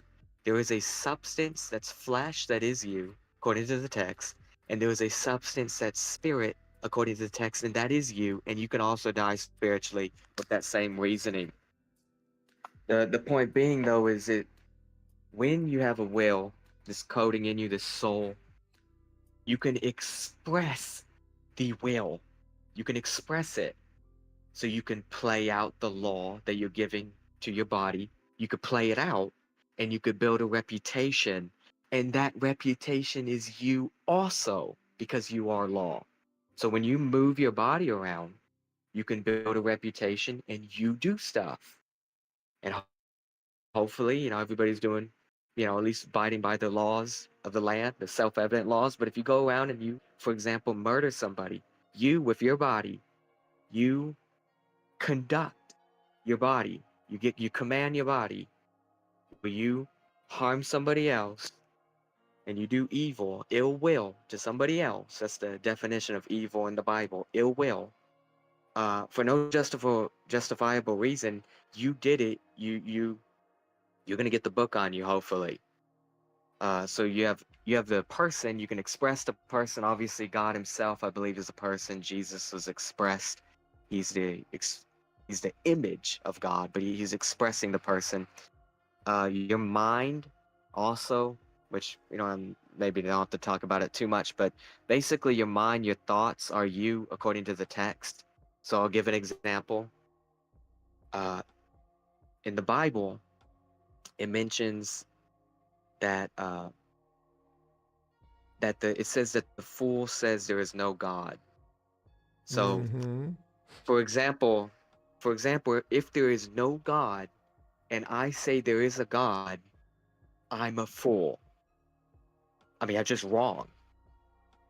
If there is a God and somebody says there is no God, they're the fool. But it's not just. It's interesting though. The reasoning that you're giving may be incorrect and foolish, but that's not how the Bible says it though. By you and your judgments that you give out, you're a fool. You see that? You're stupid. Not just the reasoning stupid, you're an idiot. I'm an idiot. I've been an idiot many times. And that's how everybody uses it. It's universal. So you are dealing with words and coding and instruction of some sort of soul, at least from how everybody uses it across the whole world. And how relationships work, of course, are invisible, You deal know, with whales interacting. This is just very predictive information that is given in the book extensively, by the yeah, way. I listen. And I'm sorry to interrupt you. yeah, you can go. Just to interact a little bit. I'm listening to you, and suddenly, I'm starting to get like some kind of message that I feel is important, and you're going one way. I'm like, man, he's gonna say something that is gonna make sense, and then you go back to the Bible.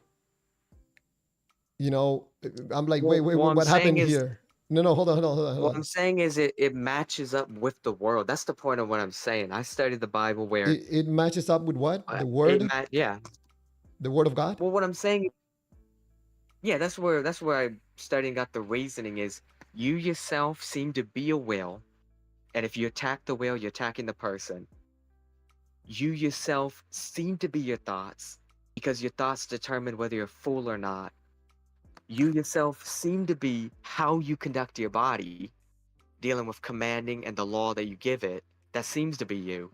And then the last thing, which is probably one of the most important things, is how you perceive other people is directly will, because that's how person to person relationships are from my studies.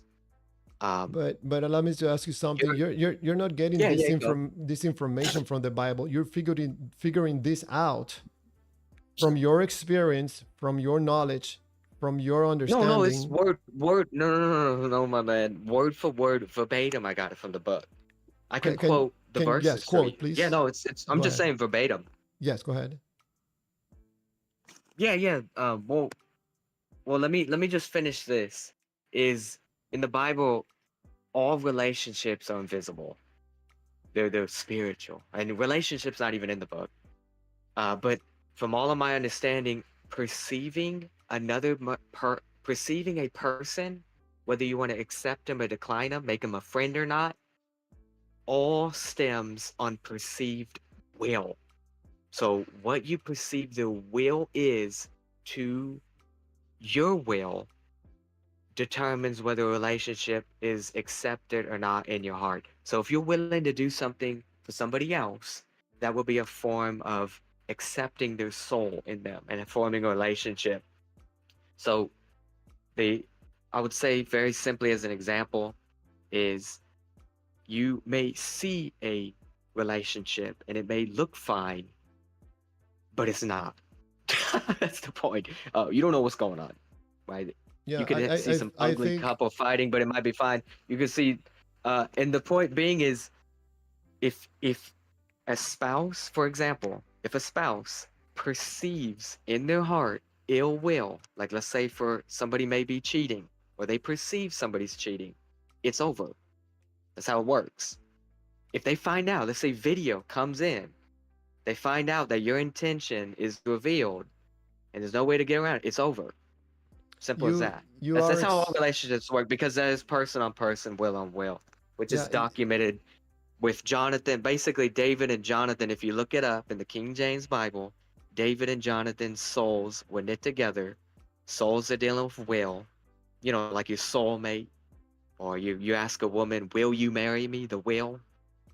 Uh, David and Jonathan, if you look at their relationship, they're both willing to do stuff for each other. They even say it specifically, whatever you will. That's kind of the point of it. in a way, my friend, you're taking what I'm expressing and you are somehow figuring it out through the Bible.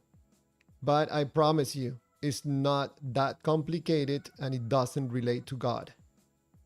When a lady sees a guy who has a spouse, his husband, her husband, and she doesn't feel good about him because of something that she saw on his phone, she's gonna go through this process of evaluating this information. She's not gonna feel good about it, and she's gonna take action on this information and this feeling, which is gonna be probably moving away. Same thing happens with a God. Well, the reason why there's a feeling, because there doesn't have to be a feeling, is because the woman, she herself viewed the man as profitable, something valuable that you can get Mm-hmm. enjoyment on. Mm-hmm. And of course, that covenant, or maybe it wasn't a marriage, but probably if you fornicate, then it is a marriage, but that covenant was broken. But what I'm trying to say though is you said there's no predictive power in the book. Show me some evidence. Now you want verses. So it's either you want verses or not. But what I'm trying to say is I just told you, man, you can do your own research, but the God of the Bible, he is will. You have the capability of taking will in yourself. So Mm-hmm. maybe I could have the substance of God. Maybe I could be a man of God if I take in God. And I myself, even if it's wrong, it just works. The God of the Bible is knowledge, he is will. You have the capability of recording knowledge in the body. You can maybe say, maybe you are the temple of God. Maybe God can come in you, work in Okay. you, Okay. operate in you. He's an operation, Okay. Hold and on. you could play out and perform and express his own person. Hold on. I think there's a possibility, and I could be wrong, that you are injecting your beliefs into this supposed knowledge that you have about the Bible and God that explains human interactions. So I'm gonna invite you right now to go through this process, but stopping at every point so we can interact between you and me. For example, you want to do it through the husband and wife, or you want to do it through an unbeliever? Whichever you choose. Uh, I'm not exactly sure what you're talking about. Yeah, I'm Are going to you demonstrate to you so right now well? that in order for someone to Yeah. take a decision on anything on this earth, your feelings must be involucrated. They have to be part of your decision. Feelings Well, what leads I'll say is, you. what is feeling though? What I would say is, what is feelings? Is feelings That is desire? the yeah, What is that? this is the best question right now from you that I have got. Where is this energy coming from? I'm asking people, where is it coming from? Because it's not coming from God. It leads you to one of these currently available gods. And I can Well, demonstrate to that's not. you, I'm sorry, I can demonstrate to you that is not coming from a God. I'm asking you if you're willing to go through an example so I can demonstrate with you, interact with you, or I can explain to you. Either way you want to do it. No, I understand. I'm just getting some definitions because you said feelings, and I asked, well, what is that? Then you started talking about it's a power, um, energy, at Yes, least that's what you said, energy. energy. Yes. Well, that you know, I'm willing. I'm that willing still to doesn't take maybe it. explain that much stuff. If you want to continue on to explaining what is that, I mean, energy. I got my phone and it has energy, but it doesn't have feelings, I'll so that doesn't explain to really you. help with it. Yes, But I will say though, well, I'll say one thing, just stay on topic at least, is Mhm, I mentioned this energy you talk about. mhm. The Bible makes it clear that there's a substance that everybody has that's of God. The breath. It's essentially a device. It's a device that can. It's like a host. But what I'm trying to say though is, from my research, that energy it's a power. It's word with power. Law. Like you have a will. That will, according to the text, is not nothing. It's something. It's spirit, and it's attached to a device that's a ghost. God himself is a ghost. He has a will. He has a power. You yourself are a ghost. It's not. I'm not saying I can explain it all, but I'm just telling you that I know about the energy and power. It's directly linked to will, though. Mhm. Clear as day. If everything I just said, you might have looked around and discovered that yourself, but you're not getting it from the Bible. Well, you don't know that first. And I did get it directly from the Bible because I'm not intelligent. What I'm trying to say, though, is your will, by definition, is literally coding in you that you ascribed to have power. And if you don't fulfill it, you are going against self. Like that. Do you understand what I'm saying? I kind So of instead of understand, so but so if you don't link feeling to something tangible that you can at least test, I think you're wasting time, or you're just shooting in the dark. If you say feelings, well, that's energy. Well, what is that? Power, life. You have to do something where it has some sort of predictive power. That's all I'm mentioning. yeah, this is the part that I get confused because you're talking about something like separate from God, but you connected it to back to God. So, in my point of view, I'll take it even farther out there. I think that what is keeping us alive is feelings. Feel this energy that I'm talking about. It's not food, it's not water, it's feel.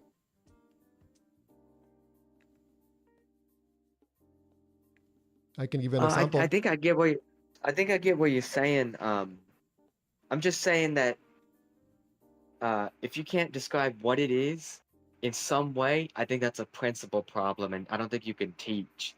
You Yeah, but you can give I can I examples. can I'm I can just give you an saying that example and you can find you somebody can I know.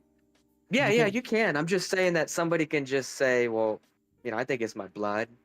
Yeah, I think it's yeah, I the agree. the It could energy be from yeah, the it could be sun. yeah, Um, it could be the sun, it could be the light of the sun, it could be the trees, the wind hitting the trees and getting energy. It could be anything. But it's still powerful and it's keeping you alive. I can give you an example. yeah, yeah, go for it. I don't mind Someone examples for has a clarification. family, someone has money, a good job, a good life, a good house, a good car, and they will end their life because of no feeling or a bad feeling. They have food, they have water, but they have no more life in them. Yeah, but what? The I know, but the no life in them. So Mm-hmm. first of all, you're actually describing two lives, Mm-hmm. which is what I believe. So I believe you have an outward flesh and bone life, Mm-hmm. which is dealing with blood and breath, and then you have some other device that is you dealing with this ghost, and that is Mm-hmm. also life. It's spiritual life. So at least we have that akin, right? Mm-hmm. Does that make sense? So Yes. Jesus, do you believe Jesus, flesh and bone, died, but spiritually never died? It even says Abraham never died. Is it But possible for Abraham was you just a if man. is it possible for you to describe these things without going into the Bible? Because for me, you're going from talking about something that's starting to make sense into preaching. Oh well, I'm just quoting it because that's where I got my knowledge from. Mm, But anyway, the point being though is I think it's uh, I think it's heavily documented. People even testify to it before they kill themselves, having pretty much unimaginable wealth, to me at least. mhm. It's very clear. Do you know the reasoning why people do that? Because the feelings, again, the feelings are a byproduct. You understand? They're reactionary. What I've at least seen multitudes of times is they realize that when they get to certain things, they fulfill it, it's not what it turns out to be. In a I very agree. principle, basic way. Yes, I They agree. have this desire, they chase, they get it, and the will is fulfilled, and it is not what they expected, and it actually turns into disappointment. Absolutely. And That's what I define as finding. that's deception though. That's deception though. Yes, They that's themselves they deceive themselves through riches and the chase and whatever. it's not exactly And when deceiving the way I see it. I'm sorry. It's not deceiving. yeah, It's that when you find a source of feel good, doesn't mean that that source is good for you. So people think that a car is going to be a source of feel good. Once they get the car, they find out that it was just in your mind. It's not real. They don't feel good. So they have to go find something else that is going to be a source of feel good. Because if you don't find sources of feel good in your life, you know what's going to happen. yeah, no, I sort of get what you're saying. That's the point of it. Is you what fills that void perfectly? What's the best thing to Yes, fill the void? a God. That's the whole conversation. A God. You can fill that void with a God. You find a source of feel good with a God. Well, well, I would say that um at least from my definition of God, uh, if you have a God, you are completely submissive to it and you obey it, and no matter what it takes, like if you love money, you're willing to get rid of all morals, even people that would think, what on earth, why are you doing this? Well, if you love money, bring on the money. You can get pretty much anybody to do anything. What I'm trying to say is that is the God. If you say I'm gonna do anything to get this truck, that is your God. You're serving him. Yes, I agree. I That's the totally point of agree. it. You can find a It's just the God. problem You is you get the truck, it breaks down, it yes, gets old, yes. You nobody can cares anyway, and you start to realize that you were a fool and you're deceived when you yeah. should have studied reality The, better and probably sought for more there's people longer right now. lasting things. There's people right now finding gods in AI companions. There's people finding gods in changing their sex. There's people finding gods in doing things. Whatever provides something that feels good, they can feel that void or try to fill it up just to find out that that's not making it. And this is what happened when you believe in a God. This live stream right now is talking about this process that we go through of having data, feelings, and actions is in relation to a God. Why? Because it's one of the biggest lies that we tell ourselves, in my point of view, that there's a God, where all we're doing is taking some data and feeling good about it and getting into this infinite cycle of believing, taking the data, reading it, feeling good, believing, reading some more, feeling, taking the data, and going around and Yeah, around but with an endless loop. well, I agree that most people do that, but I don't do that though. That's the whole point of it. How do you feel about So, God? oh, well, the feeling about it is the information, the reason I obtain is at least the God of the Bible, which indeed is a God, by the way. How do God you is feel about a God? spirit. It is a God. Well, the God of the Bible, he himself expressed his person to reconcile his relationship with man.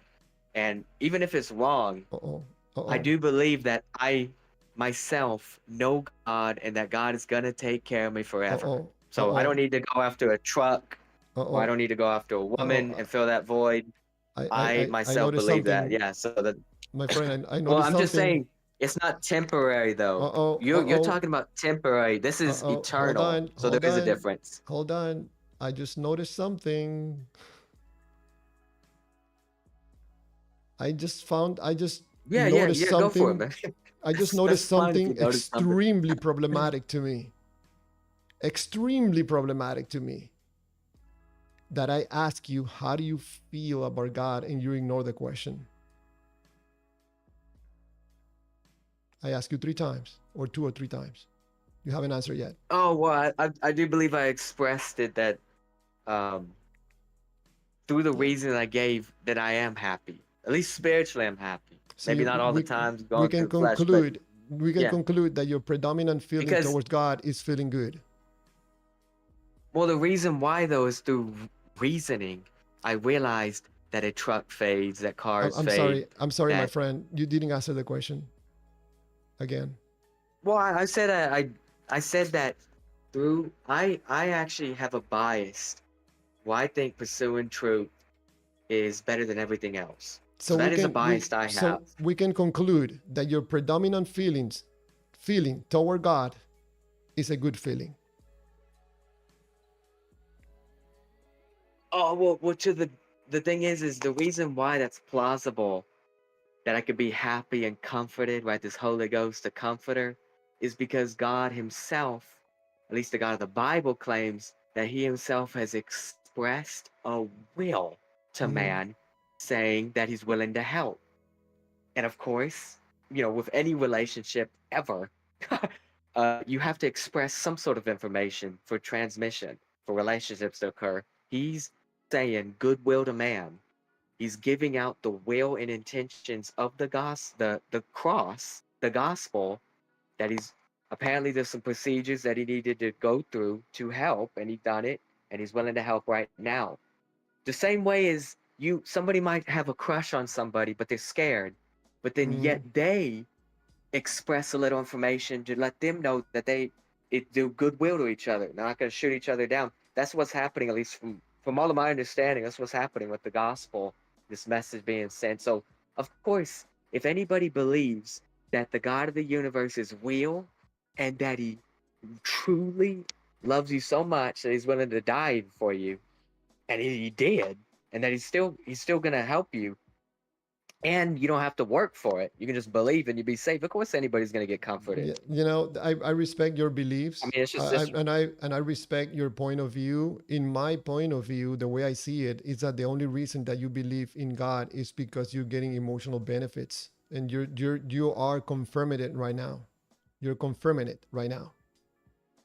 So, in well, other words, I'm not. if you I know, hold but on, the reason why, if just you allow know, me, I know, but you keep saying emotional benefits. Everybody does everything for emotional benefits, yeah, and that's unless you're just a problematic. crazy. Well, it's not problematic It because is. I if can you tell do you stuff why. that's truthful, no. The reason why people do things that are emotional beneficial is because they think it's profitable, valuable. There's Even nothing even truly wrong even doing something if it's profitable. no, but That's the whole reason why you do anything is you think it's profitable and valuable, even from if you my find out understanding. even you find out later, you take apart the unvaluable thing and the earthly thing, and you put the focus and the main importance on what goes with God, the truth, you still doing it through beliefs, your feelings. I'm sorry, your feeling. That Well, information right there feels good to yeah, me, and that still could be I wrong. well, I would say I do have faith and I do believe it could still be wrong, but I don't believe it to be. But the point being is if it's not wrong, Because it feels then good to it is you. the most valuable. Well, no, it's not.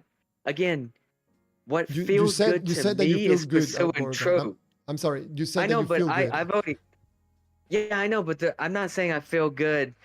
If I just do stuff because I feel good, I probably would have done drugs and drinking, all that type of stuff. That and No, the no, carnal you wouldn't. nature. No, you wouldn't. People, It, well, no, what uh, I'm saying is, for the flesh and bone body, if you want your own pride, if you want to be something in this life and get value, you have to actually set aside the flesh, work hard, slave almost today, and then you can get that benefit uh, of whatever you want. Maybe you can get the truck you want. What I'm trying to say is self-evident to put away the flesh, especially temporarily, to reap more rewards. What I'm trying to say though is in the Bible, it's 100% putting away the flesh and dealing with the eternal. And Okay, I look, so let's I say, have a I'm bias. sorry, I have a just bias. hold on, hold on, hold Yeah, on. Let's say yeah, you that can you go. put 100% aside your fleshy desires and you go 100% with God. What would you do differently? What would you do differently? Oh, I think that's probably pretty self-evident. Is No, to you're gonna me. suffer. You're gonna suffer a lot, Like, for example, what's going to terribly happen? Can you give me actually. an example of how you're going to suffer? Like losing all your friends, losing Um, all what would, profitability and I'm value, sorry, hold all on. What, opportunity I had, at least with my hold on, testimony, all hold on, my friend, value hold that I've on, had in this life is gone because of my hold belief. on. What would you do exactly that you're going to lose all your friends? What? Wait, say it again. What would you do exactly that you said that you're going to lose all your friends? Oh, what I'm doing right now. Which is what? Saying that you're wrong, saying that you yourself, I do believe you're wrong. I do believe that even if it gives offense, you need to work on it. If you think you can learn Wait, yourself about God, hold on. I asked you you're something just wrong. about, That's one of the reasons. so all your friends are Yeah, gonna you should. leave you. All your friends are going to leave you because you're telling me that I'm wrong. Well, I'm giving an analogy. If I That that say that I that, have that, the that truth, analogy is not then very they good. don't, they're wrong. No, Yeah, no, it is. I'm no, saying, but hold on, my friend. Let's have a conversation. I'm trying to understand this, okay? I'm not trying to prove you all right, wrong all or right, trying all to right, but make you unbelieve God, but at least we try to have a valuable conversation. You're gonna tell me something, and I'm questioning what you're saying. You know, I'll be yeah, yeah, no, appreciating if you I answer get the what you're question. saying. So if you're gonna lose all your friends because you're gonna go 100% towards God and you're not gonna be focused on earthly things, you said that if you do that, you're gonna lose all your friends. And when I ask you what you're gonna be doing that you're gonna lose all your friends, and you're telling me that I'm wrong. How does that work? Well, what I'm saying is as an analogy in real time, if I myself believe something to be wise and true, and they need it, yeah, by definition, the whole point is if you say somebody's wrong, then they're not wise. And if they're not wise, they're doing something that's not profitable. And that's in principle going against, I believe, will. That's the whole point of why. Even, and I'm not talking about you go to a church building. So church buildings, that's all a joke. I'm talking about people, if you look in the text of what happens about people dying, people losing. Look at Paul, for example. I mean, I don't know if you read Paul or anything, but you can read about his lifestyle. Obviously, Jesus himself, his lifestyle, and what happens to him. What I'm trying to say is that and example, most people do not like reading about the Bible, talking about the Bible, and especially uh, as the Bible would say is referring to them being evil and sinner. You just call y'all. Do you the what is it the previous African person?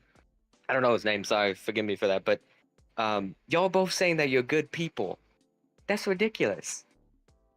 You're ridiculous. If you think you're good, I think that's absolutely ridiculous. And if you don't think that's ridiculous, well, why don't you go ahead and confess some of your sins to us? If you can think of the worst things you've done, go ahead and shout them out. And you wouldn't want to do it. You wouldn't want to tell your own family and friends. They'll be horrified. And of course, when you get in front of God, that's why I'm trying to warn you: is you ain't gonna make it. You're not good. And when you start actually bringing people down, which is what in the Bible's perspective, bring people down to their real, actual reality. Uh, people don't like that. There's pride involved. Um, My friend, you know, I think and there's wealth and profitability. I apologize to interrupt you, but I think by now Yeah. probably the viewers I think probably most likely are understanding your message because I understood it a long time ago. And I'm trying to have a conversation with you about some of the information that you are presenting is problematic. You're not able Well, to what? I'm sorry, to clarify your points. So when I pressure a little bit, now you took this to a whole new direction about the color and me not being good. I have no idea what does that have to do with the questions that I was asking you. The only thing that I see that is a cop out. I'm sorry, hold on. I'm sorry. I don't know why you think that what I'm saying is laughable. But the only thing that I Yeah. notice is that it seems to me, and I could be wrong, that you're using this as a cop out because you probably have never been No, pressured with it's these not. questions. No, no, I'm sorry. I'm not trying to insult No, you. I'm no, not. no. If you Listen, allow listen, me, real quick. if you allow me to You finish, I'll said let you no, speak. no. Listen. No, no, hold on a second. You I'll let you said speak. I'll let you speak. the reason why you no listen. You were There's saying to the you don't other have guy, to. you're respectable. Remember, you Okay, said your words. You're a I'm gonna lower the respectable guy. volume I a like little talking bit. to you. That's the point of it. You, Your own words said you're a I, respectable guy. I you like know, talking to you. you Well, know, that's not me. I'm I, gonna call you for what you are, and that's why. And the reasoning that you can't see that in real time is, we're getting to the I think point delusional. that I'm trying to talk and you're gonna continue interrupting. This is what I know that you have Well, you nothing else to say because the conversation is over. Now you're gonna defend and you're gonna attack, and this is not a debate. Well, it is a debate. You're saying I'm wrong and don't know what I'm talking No, no, no, about. no. I'm not When saying that you are your wrong. words I'm not say saying you that like you're. talking to people that are I'm good sorry. people. You're gonna I'm saying you're interrupt. not a good person. Yeah, I am not saying that you're wrong. That's why I was asking you a question. I haven't come to that No, conclusion. you are saying I'm wrong. No, That's no, no. If I that's knew that that you were gibberish wrong, talk. No, you were I'm, saying I'm, I'm wrong. I'm sorry. Yeah, well, it is warfare. If I knew that you were wrong, I would not be asking you any questions. I have listened to you for like an entire hour, almost not interrupting you. So I think you have very good chance to tell me what you wanted to tell me, and you're gonna take these last minutes in order to focus on me and the caller and not being good people. Something tells me that I think you need to clarify your views towards the God and your feelings. In my point of view, it's not that you're wrong. You're viewing God through your feelings. You're just not aware of it. It's just a matter of time for you to figure it out. Don't believe me. Don't listen to me. Continue your own path. Don't mind me. Well, don't worry. The whole point is you never gave a definition, so you're saying it, and it's just I'm just saying if you cannot give anything concrete, it doesn't make sense. You're saying about feelings, but yet you Mhm. don't understand under the hood it's prescribed will. That's all I'm Mhm. saying. They go hand in hand, but this idea that you can't know about will and it's some sort of predictive manner is just you need to be talking about that, I believe. I think Um, this is your that's from my opinion. understanding. Yeah, I think this is your opinion and your belief. Well, it's not. That's what I'm saying. If it actually corresponds with reality, Mhm. then it's not just an opinion. It's dealing with truth. Now you're saying I'm wrong. I spoken for an hour. You never said anything back. I told you that God's in me and God's operating in me. You never said anything about that. You Yeah, know how because many callers I, probably caught up? I Yeah, respect go ahead, go your for point of it. view. What? I, Well, I no, it's res- not about. Don't worry. I know you respect people. Just tell me where there's an error, and then maybe we can get to something. If you just feel that I'm wrong, even though everything I said, I mean, there's no problem with it, and especially if it's quoted in the Bible. Maybe the Bible has some validity in this category. But you're just saying that, well, no, I don't want to hear this Bible stuff. And then, of course, that's just your opinion, even though I can't say anything about it. I mean, that's if you want to work with that, you can. But I'm just trying to give what is your definition? You're not providing it to me. You're saying it's energy. So, okay, apparently my computer has feelings. Uh, Mhm. what what did I say that was wrong? I'm not trying to pressure you into a definition. You already admit that you don't know. I'm just saying if you don't know yourself, how are you going to tell me I don't know when everything I said may line up? Maybe, obviously, statistically, I don't know. Right? I mean, everybody says they know. I'm just saying that with the basics, I think it's self-evident and clear. Studying reality, you are clearly dealing with some sort of will. You are some sort of word, some sort of coding, the same way as God, because we're in His image. Well, the first man was in His image, but we're like God. It's at least the point of it. You know, I think in our conversation, I tried to offer you examples. I tried to offer you interactions about having and demonstrating this, giving you myself. If you didn't want to participate, I can demonstrate to you via examples that you can relate to. That what I'm telling you, I think most likely is accurate. But it seems to me that you were not interested. I really am interested. I'm just more interested in a definition first, something concrete. I understand that I'm sorry. emotional reactions happen. I understand that they just are, I believe. But Why are you so that's not interested? even I'm sorry. fundamental. Let me ask you a question. Yeah, Why are yeah, you go. so interested in a definition and you don't want demonstrations or examples? Because if you give demonstrations or examples, still doesn't tell you what it is, though. Yeah, You could but just say, "Well, this is yeah. happening. Here's an example." No, hold on. Hold on a What's second. going Hold on? on a second. I Yeah. don't know where this energy is coming from, but you can witness it. You can witness it. You can feel Uh, it. You can experience it, and you can see the results of it. I know, but I don't care about where it's from right now and seeing results. I want to know what it is. Look, I could grab a ball and shoot it and make a basket. What is a ball? What is a basketball? That doesn't tell you. That's what we're talking about. I know, at least in the biblical perspective, Okay, hold I on. know what the Hold on a matter second. is. Yeah. Okay, so hold on a second. Tell me where your good feelings that you're feeling towards the God that you believe is real, where are these feelings coming from? I'm all ears, man. I believe. Well, from my understanding, I do believe it's coming from a God-like substance, which separates us from Hold on a computers, which is second. the soul. The Hold on. soul, which is a device, according to the text, which is spiritual, dealing with the will. So God is It's just making you feel good? No, I have myself a device, kind of like I have a flesh and bone body. Yeah, You have a flesh and bone body. There is a where's distinction where where's you this have a feeling coming device. from? Where's the feeling this device is coming from? From where? You're feeling it and you're describing it as a good feeling. That's the origin of it. That's the device. I could tell you about at least the device dealing with direct connection to the will. That is, at least for my studies, according to the Bible, you are a will. You have a free will to choose what you think is profitable, what you think is desirable, even though rich people may kill themselves because they realize that it's not so, which would be deception.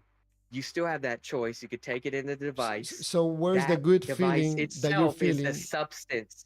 Where's the good feeling that you're feeling towards the God that you believe is real? Where's that feeling coming from? From the device? Well, from the information in the device, yeah, the Yeah, substance. can you show say, yeah. can you demonstrate the device to anyone?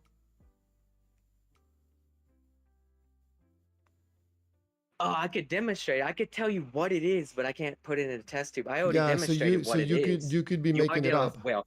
I'm sorry, you could be making it up because you cannot demonstrate it to But I anyone. could tell you what it is, though. So you want me to The problem demonstrate? is I'm you sorry. can't tell me what it is. No, Yeah, I don't do want you you want to me demonstrate. do you want me to make something I want up you to and tell me tell you what where it is. this? Do you want me to make something up like you're doing about the feelings? Because you cannot demonstrate to you don't have anyone. any. You don't. Well, the thing is you don't have any principles as far as, you think you can do it yourself, so you would by definition have to make it up, unless Yeah, scientifically but they I can don't put dare. I don't a dare. salt in a test tube. So yeah, make up something and Yeah, go ahead and go why? for it. To make you happy? To No, conform to we just conform want to your predictive. to We just want conform with your predictive fashion. I'm sorry, to conform with your requirements for something, to believe that is accurate, or I'm Well, just you don't even know what the thing is. You cannot give a consistent definition for it. Saying energy let me tell is you not something. feeling. It doesn't matter if God is real or not, because the result, you're feeling it. You're feeling good. This is all you want, the feel good. So the God doesn't matter. You cannot demonstrate God to anyone. You cannot point to the God to So anyone. is feeling good God? No. What If it is is for God you, then? You keep saying God. What is God? I don't know. Well, I think that's problematic. Yeah, if you say I don't know about God, but yet you keep saying even will, you keep saying that. You can't Okay, can you at least tell me what will is? You so keep if saying you, God, you keep I'm saying sorry, feelings, energy. if you It, know is God, can you point to where the God is, or can you demonstrate the God to anyone? yeah, I just Otherwise, did. yeah, That's how how, you where, feel for him actually in the Bible. where? It's through reasoning. Yeah, you are reasoning. That's what you And believe. through reasoning, yeah, that's what I believe. You Yeah. are reasoning. And I think obviously that, you got problematic beliefs.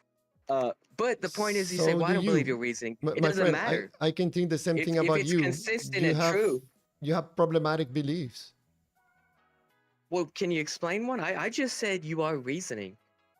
Is that stupid or not? No, I think, I wish this doesn't Oh, go okay. south on Well, there this you go. I wish this doesn't go south in this conversation. You're not doing anything different than me. And I'm pointing that out. I'm telling you there's a process that we can see, we can feel, we can test the result, okay, of this process. You're doing it right now as we are talking. The God feels good, you believe. You're describing 100% what I'm doing. So I don't know where this feeling is coming from, and you don't think that I'm wrong in this process. But I ask you, where is that good feeling that you're feeling coming from? And you say it's coming from a device.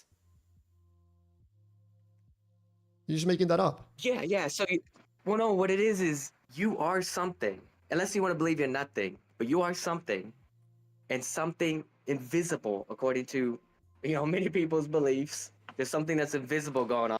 At least what we don't see with the natural flesh eye. If you're willing to submit to that, then we could work with that. But if you are something, what is it? Can you describe it in any predictable manner? In the Bible, your soul is the understanding of yourself. Your soul is your will. And you can test that. As simple as How? that. How? It's very testable. How? Well, you yourself, I'll give you an example. You yourself, you have a will, and you want to be wise and smart. I believe in this conversation, I don't think No, you no, are no, being no, no, no, wise no. and smart. So then, therefore, you'll be going against your Hold will, on. and You're and no, that no, will no, be no. make you feel bad. Hold on a second, my friend. Who told you that I want to be wise and smart? Who told you that? You started with this example in a very wrong way. I'm sorry. You're making that Do up. you want to be wise and smart then? No, no, I I'm just don't. saying. No, I don't. No. Well, I think that's So you're wrong probably right why you're there. at the state that you're in then. Probably I'm an No, I'll ignorant. I'm succeed. an ignorant person. I don't want to be wise and smart. So your Well, there's deduction is nothing wrong with wrong. being wise and smart. I'm sorry. Hold Because on a being second. Hold wise on a and smart is second. about knowing what stuff is and knowing Hold on a procedures. second. So You I were do just believe that wrong. is the reason why you're in. I think you want to look wise and smart, but maybe not be wise and smart then.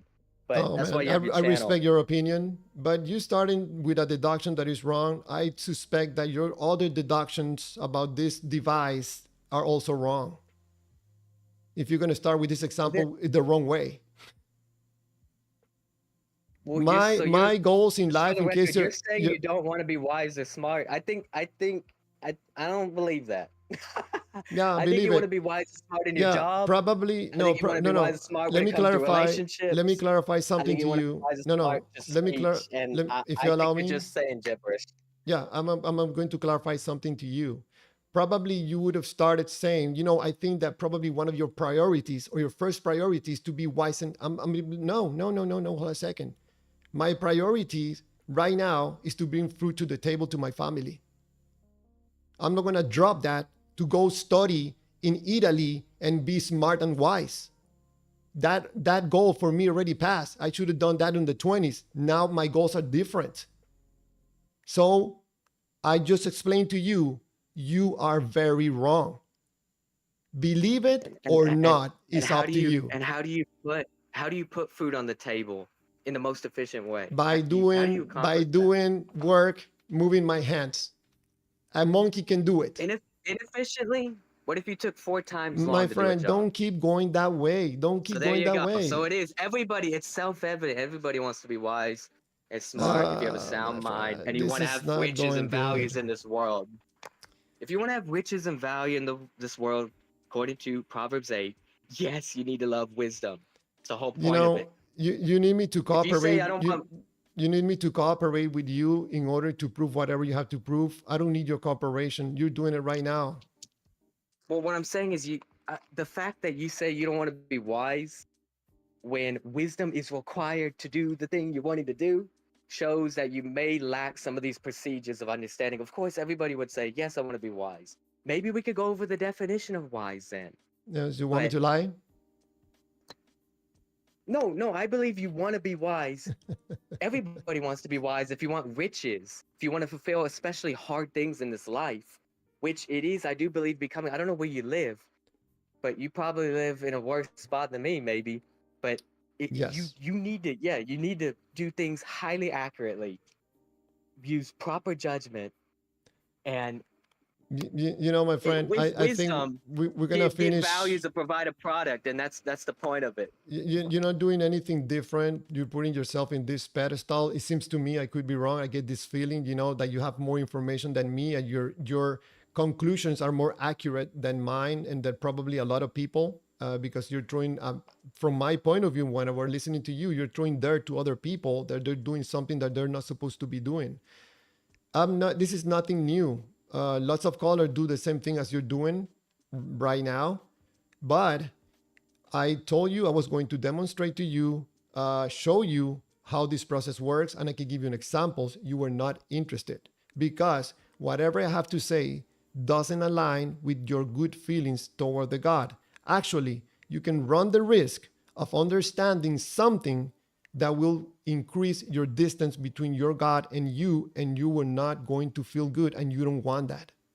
This the belief and this smart Go thing that you for have it. about God. I'm sorry, You haven't showed just to finish, and anything. I'll let you talk. Okay, this thing that you are supposedly figuring out is nothing other than your feelings doing the talking for you.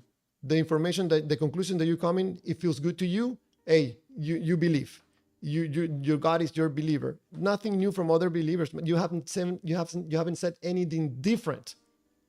I listened to you for, I don't know, for hours, I think. Hopefully, like, man, he's going to say something that is going to make me think something else. I'm going to learn something from him. No, it's just a guy that believes in a God and feels good about it. Nothing different.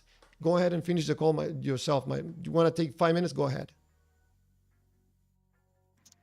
No, we're good there.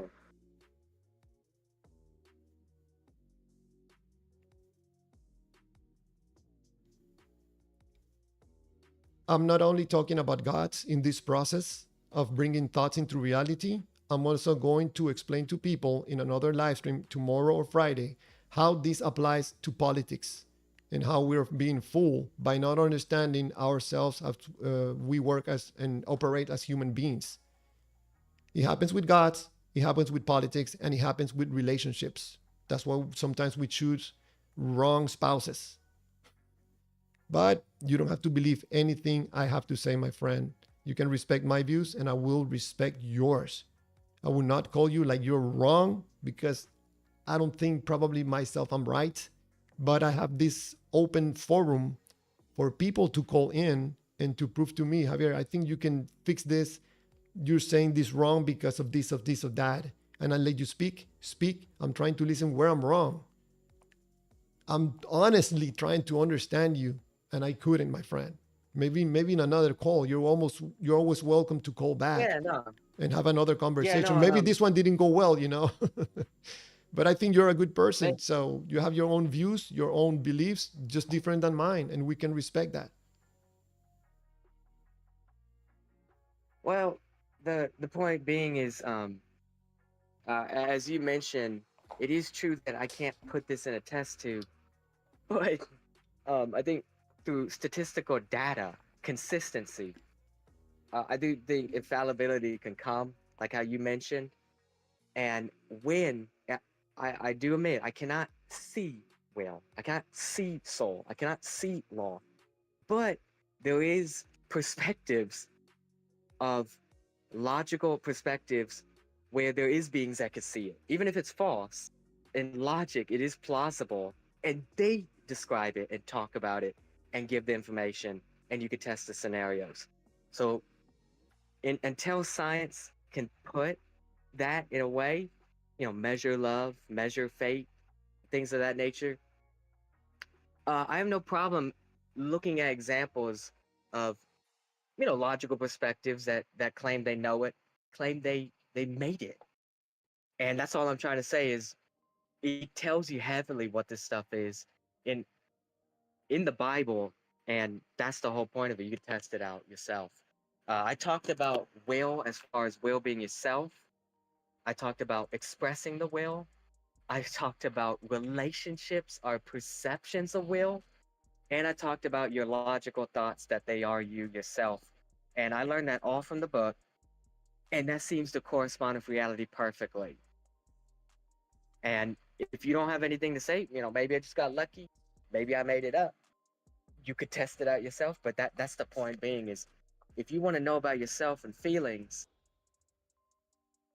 well, you should probably study about yourself in some way.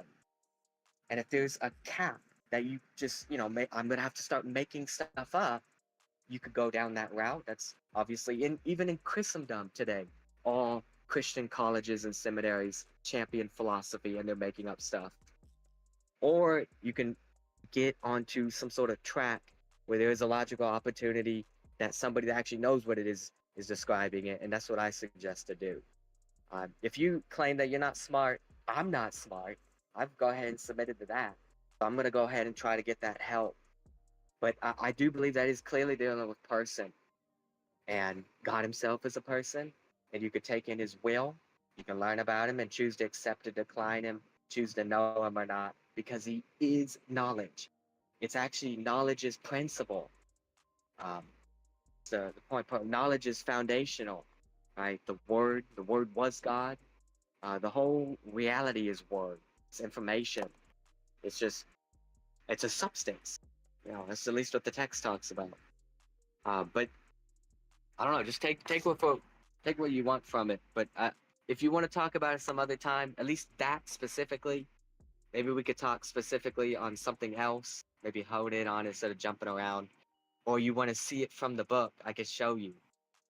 But I'm just saying that with my vantage point, my perspective is I'm not getting the information from myself, which is a big deal because I already know I don't have the knowledge in me. So let's get on something that does have it, and then you can get it and test it out. And I think that's extraordinarily important. I think as an observation or recommendation, whichever way you want to take it, you know that my point, my view, my stand is that everything that we do is because of how we feel about it. And in other words, every action that we do is preceded by a feeling. So maybe your point of view, what you're saying, what you're describing, if you can put it in a more compact way, like 3, 4 sentences, and how it relates to what I'm saying. I could be wrong about this information. And if you can demonstrate which part of my thinking is erroneous, I'm willing to accept, hey, I probably am wrong. And also, and a second thing, if next time that we talk, probably if you allow me to give you more examples, give you one example at least, and we can interact or talk about it, demonstrate what I'm talking about with different examples, with relationships, with whatever you want. You choose the topic and have a conversation about that. I don't want to stop you from believing. I don't want to prove you wrong about anything. I just want you to prove me wrong. I don't want to prove you wrong. Prove me wrong, because I don't want to be putting out there information that is inaccurate.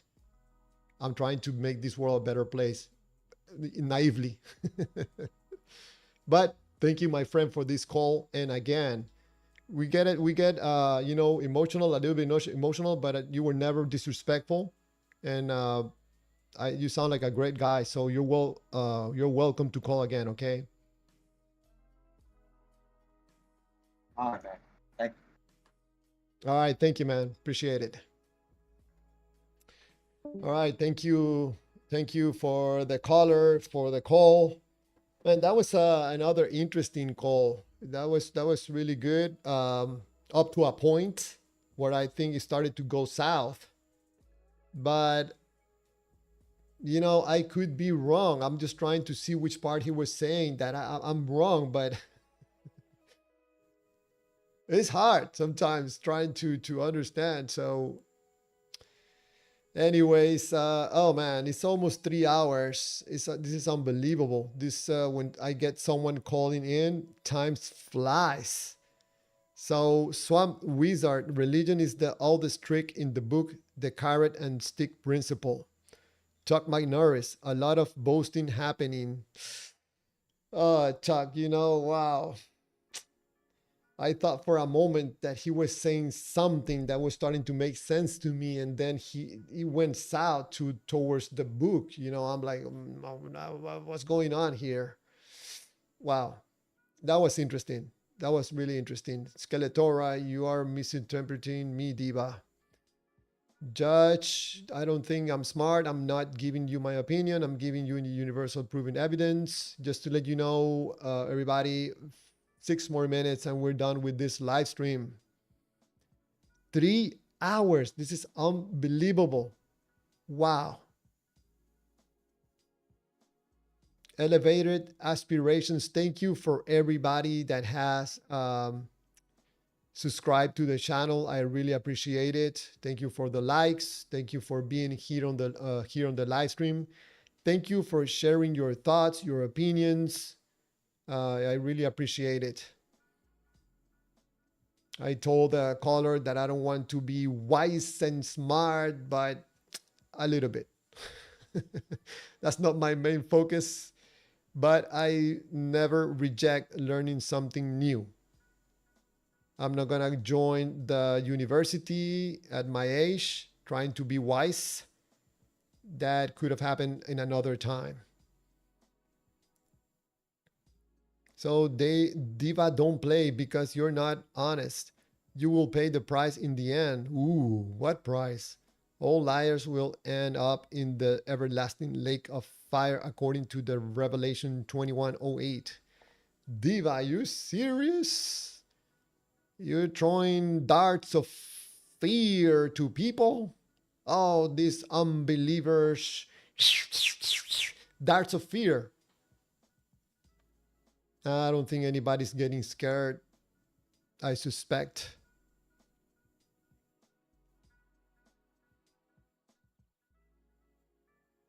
Elevated aspirations. Epistemology is a branch of philosophy focused on what knowledge is, how it is known, what can be known, etc. Empiricism, science is just one school of thought. Viva don't play, you know that killing any 3-year-old is always and absolutely evil. Diva don't play. Javier, I'm talking to Skeletor. You guys have still going at it and still with the same example that you guys were talking the other day when you guys were on the call. You still thinking that this act, Diva, have to be defined as evil.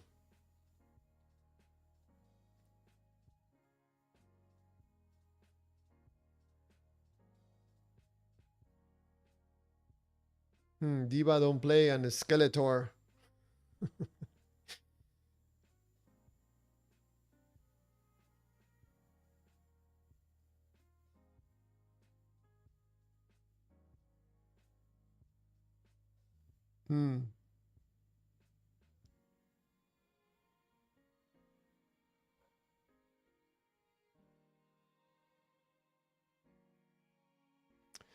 I think Diva, if I'm not mistaken, it seems to me that when you want someone else to use the word evil in your point of view, they have to use it.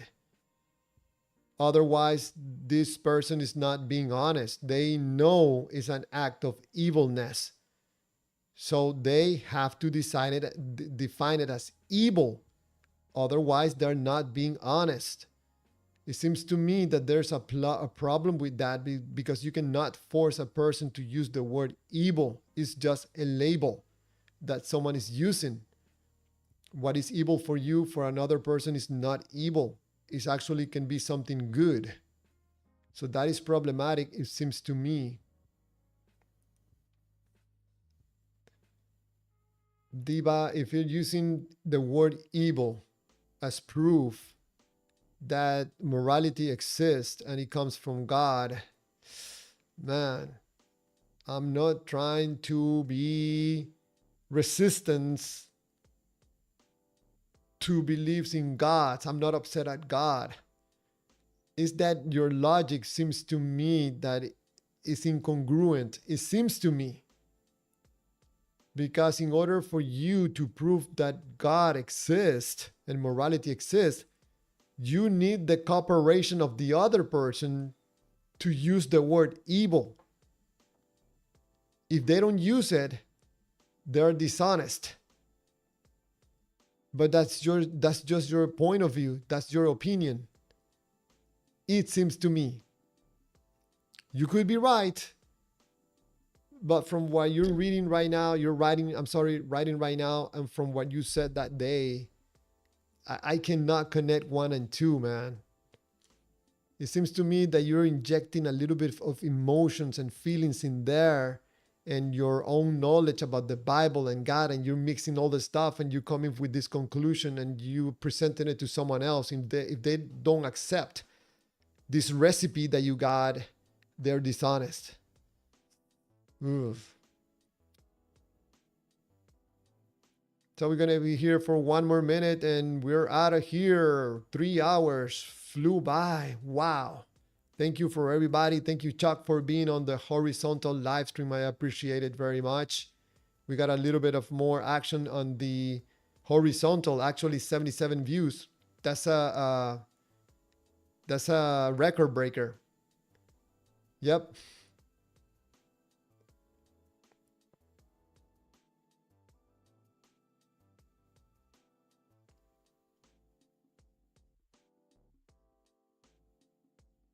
Skeletora, prove it. Prove it without asking me a question. Yeah, that's what I said, Skeletora, that Diva don't play, needs your cooperation in order to prove God. It seems to me that he's doing that. It seems to me.